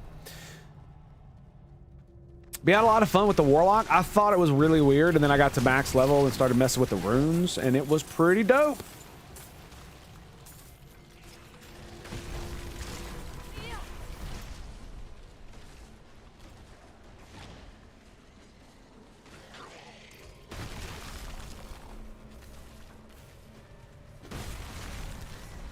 Hang on a second. What the fuck did it say? Granting elite monsters the... Okay. Monsters are reckless. Okay.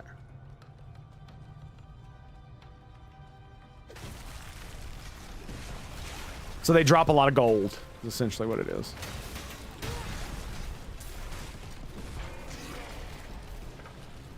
Nope.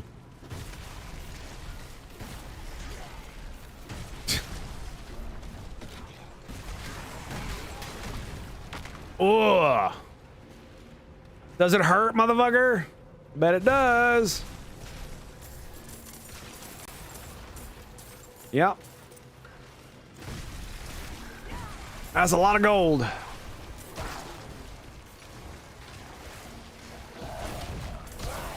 Ow. So, you know what else I did yesterday? You know what else I've been doing the past couple days? I've been playing Heroes of the Swarm. Heroes of the Storm, excuse me. Heroes of the Storm. That's it. The Blizzard version of League of Legends. And I forgot how fun that game was. I really like a lot of characters. I think they're dope. Damn. You there! Please! Help! Sure. They're here! Get ready! The only way out of this is to fight.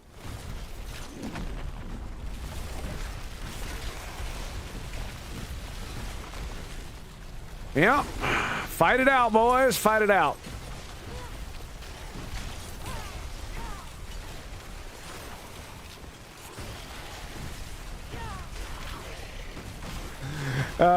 Yep. 30 more seconds of this, boys. 30 more seconds of this, right? No worries.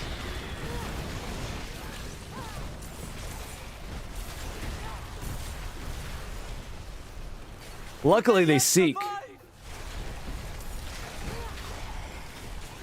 I have increased lucky hit when it comes to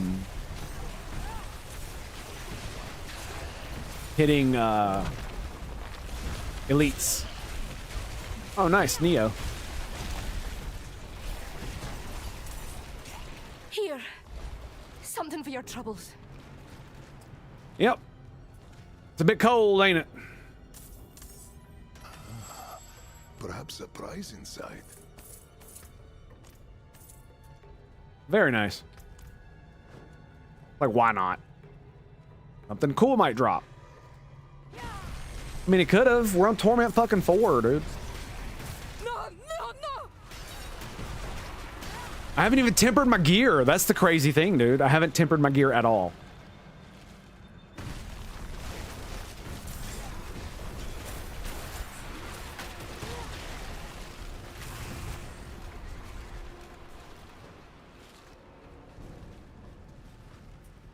I did get the gate key, right? I'm pretty sure I did.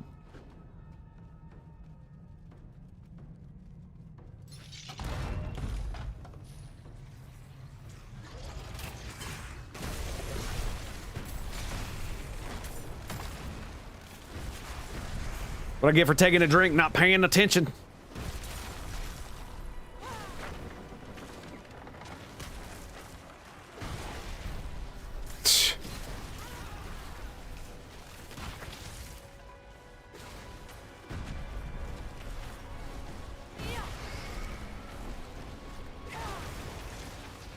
Whoa! Even my fucking level 1 Hydras, level 4 Hydras, are obliterating these fools. What the fuck did they do to this game, dude? Oh, I have like cold damage galore. That's right. Whoops. Yeah, my talismans are all fucked up too. The stats and the attack speed, movement speed. I don't even have any of the good ones yet.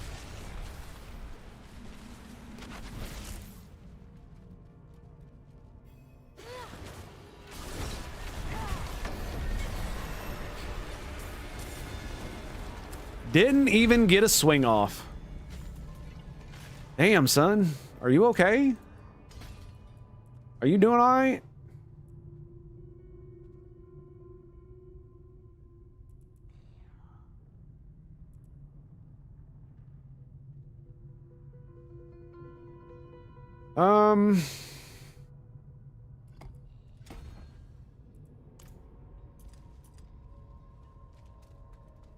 Are we done? We are.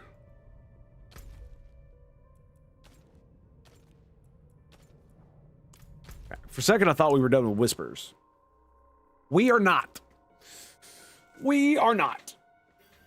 So, I guess I need to turn it up some more, don't I?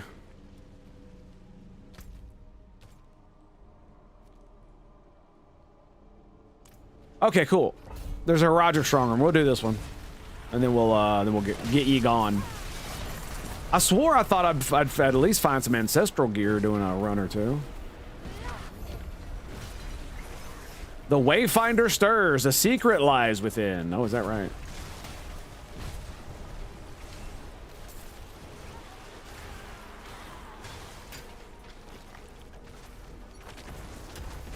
Yeah, look how much damage it does. That's crazy.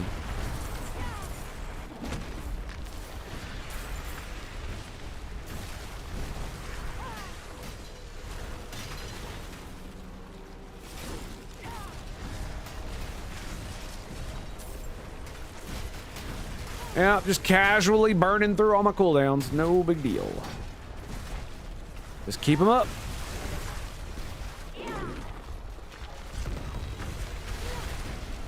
Word. Got us a cursed shrine. We are so gonna go through waves, dude. Oh my god.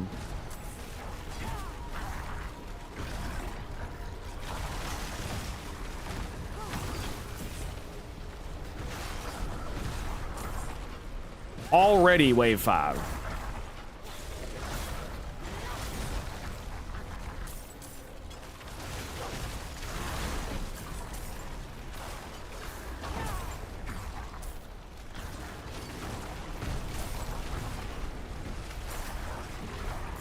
Only 19 more seconds to go.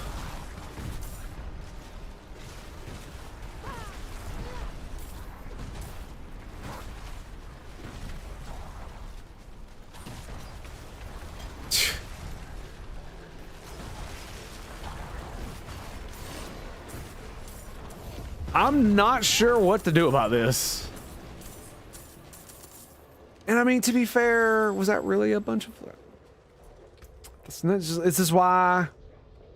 It's why I stopped doing them in the like way back in what, season 3 or 4 when I was running this shit, is because the rewards are just absolute ass.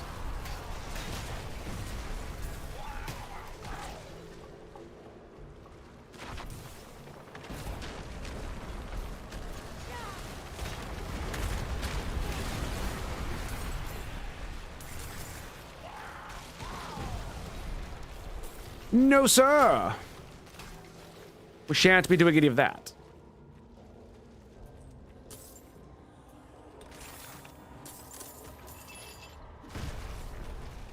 Bitch, get out of here.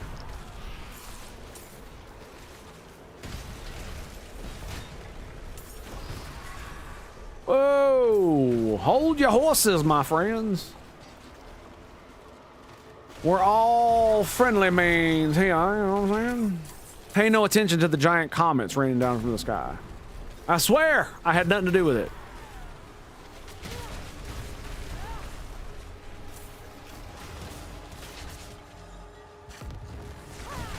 A Roderick Gateway. Here we go. The first time I came on these, I was just like, ugh, I really don't want to do this. Staying near pillars will grant 3 swiftness motes. Okay, we'll do this one.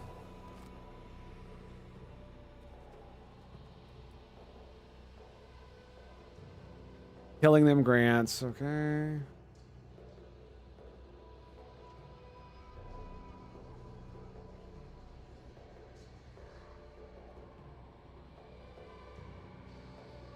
Monster kills give plus 25 attunement. Whoa.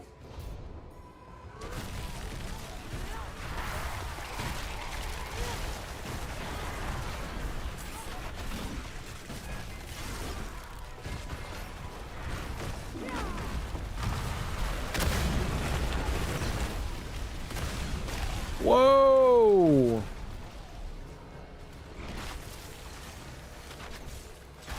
Damn it. Ugh.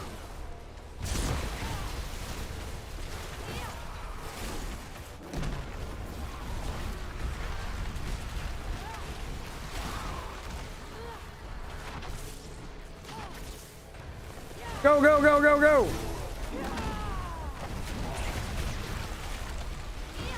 Oh, big baddie. Oh, God. Who can stand against you with me at your side? I think you got that backwards, my friend. Definitely think you got that backwards.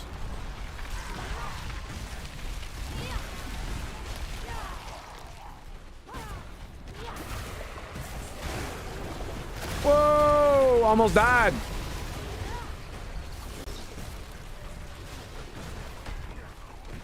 Whoa!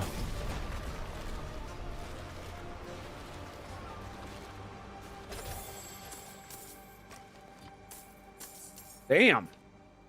So...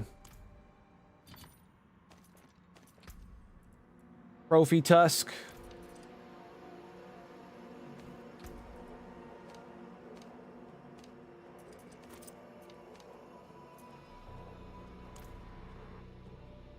Onward, friends!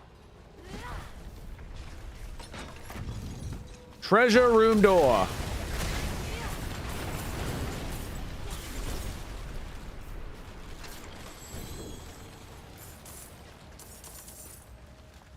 Not bad at all.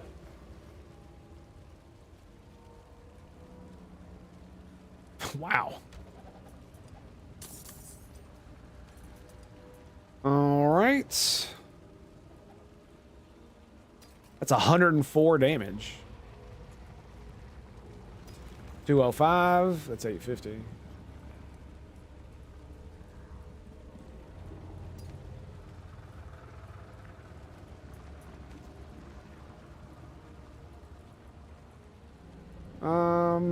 What's this one? Oh yeah, that's right. It's an 850. So yeah, we got a new weapon. Yay! I think we're still going though. I think I might have to go up to fucking Torment 5, dude. Like things, they just melt. Everything melts. Nothing lives through the blizzard. Like I don't even need any of my skills in any of the other bullshit. By the time the frozen orb gets to them,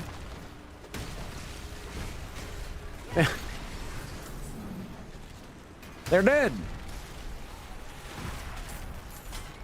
Let's not step on the trap, please.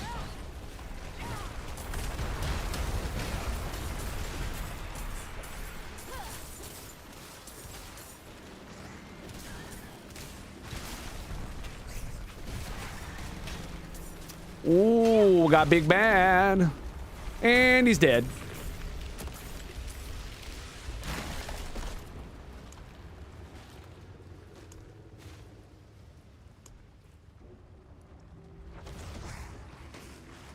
This is a trophy tusk.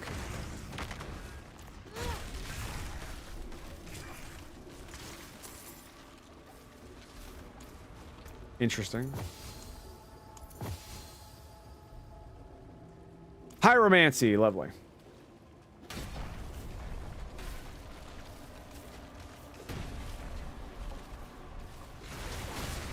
Whoa! Yeah, that ice orb obliterated.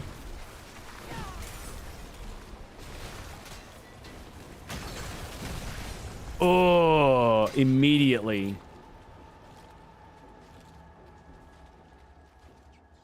Oh, we got a little bit of something this way.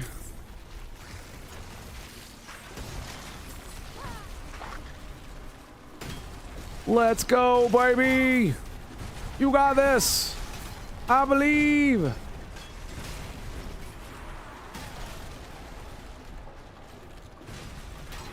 Yeah, they literally don't have enough life for me to get lucky hit it on. Because they almost immediately evaporate.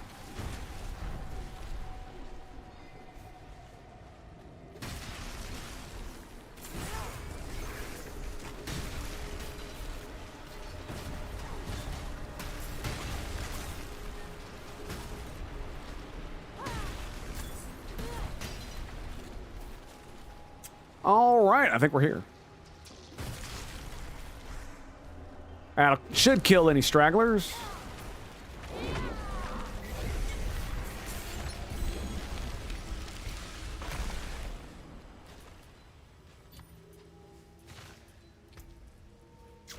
Yeah, sometimes it be like that.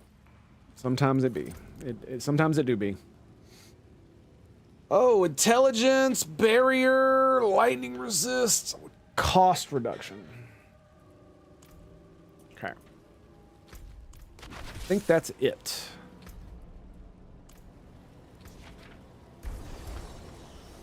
I do need to change out my runes. I need to put something in there that's different. I'll probably go back to the wolves. What we really need to do is freaking go to like Torment 6. Actually, hang on a second.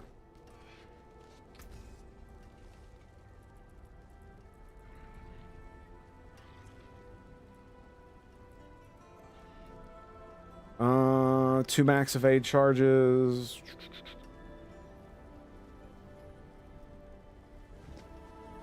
Mana regen, 4 mana regen.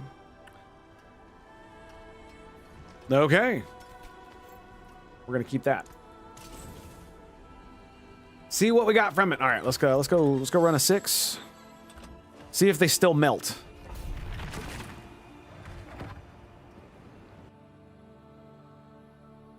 I mean, like the bosses were melting like they were trash mobs.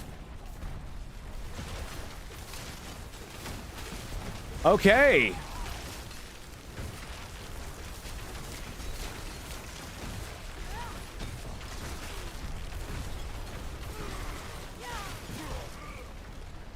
Okay, I cannot spam that button. That was dumb.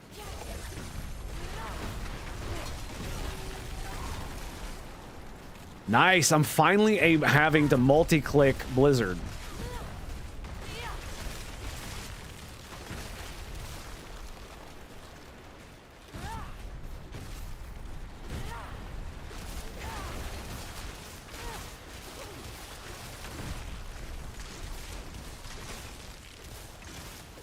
Having to auto attack to get the free frozen orbs. Very nice.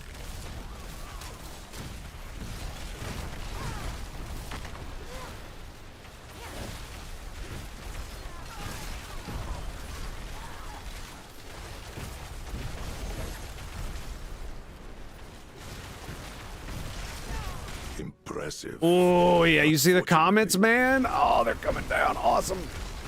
Oh, we got a big boy. Place. I'm being followed.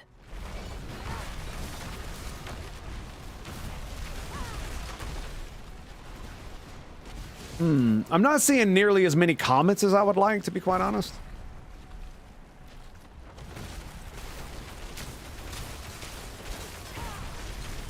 I might end up putting it back on my bar. Comment, that is.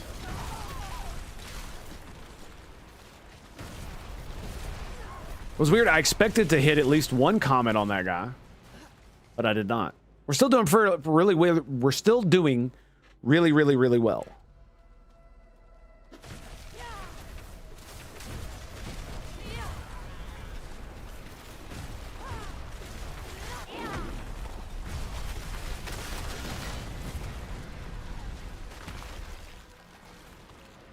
Annihilated.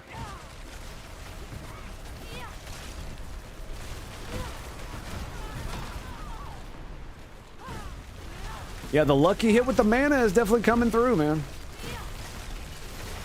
You can definitely see it when it procs. You'd think I'd have a lot more, it would proc a lot more, though, considering how it works. And how much I have fucking stacked. I got like 44% lucky hit. Okay. I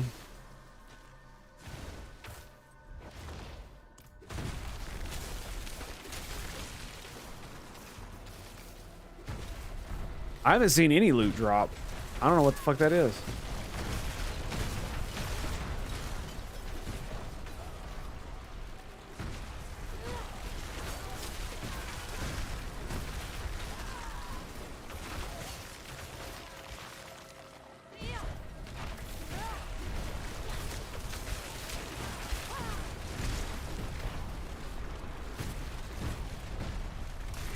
Just unload my mana bar into it. Go forth!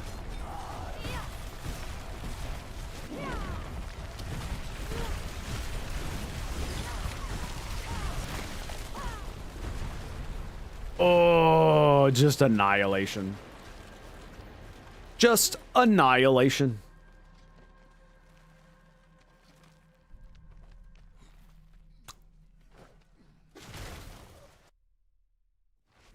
Boo. Let's go, bitches. Where you at? Oh, man. That double there, though.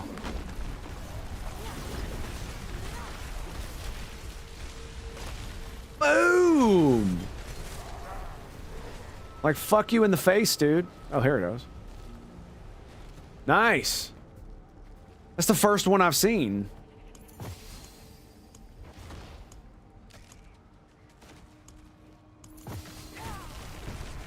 I take it they only last while you're in the dungeon? Or do they transfer from dungeon to dungeon? I didn't even know I picked up the tiers.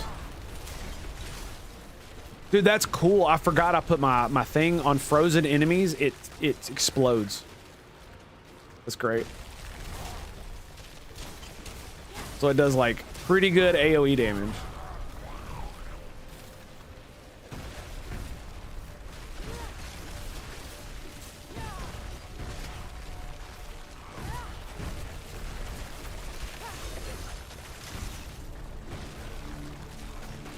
Almost there. He's coming soon. Boom.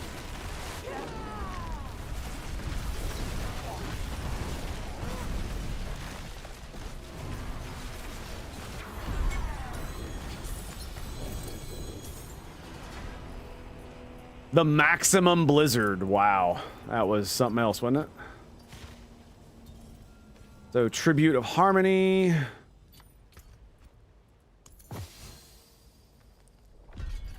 Shock. Lovely. So we've got shock. We've got all of them, and then we've got pyromancy.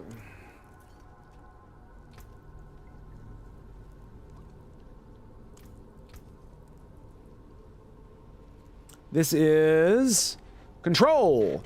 You deal increased damage. 20% to stunned or frozen. That's not bad. It's a dex, though. That kind of sucks. I'm going to upgrade it one time. And then I'm going to finish this one off. Boom. And that was Torment 6. All right, boys. I think we're going to call it there. My ass is starting to hurt, and so is my throat. So I'm going to call it there. Thank you guys for being here. We've been going for almost 4 hours. I didn't expect it to go this far. I'm really happy it did. I really hope to continue doing the morning reading. I think I am going to start making it part of the stream because it's part of my day, and I'd like to share it.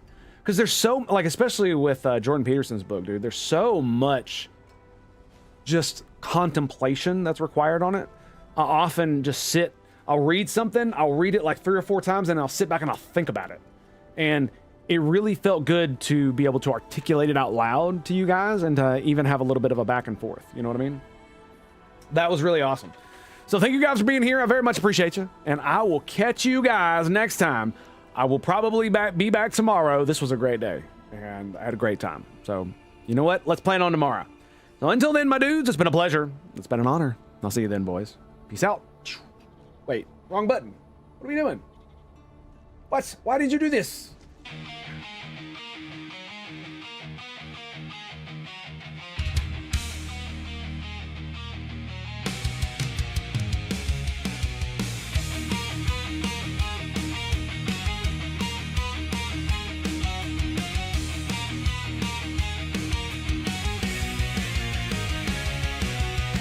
They came with fire and steel, took my home, made my nightmares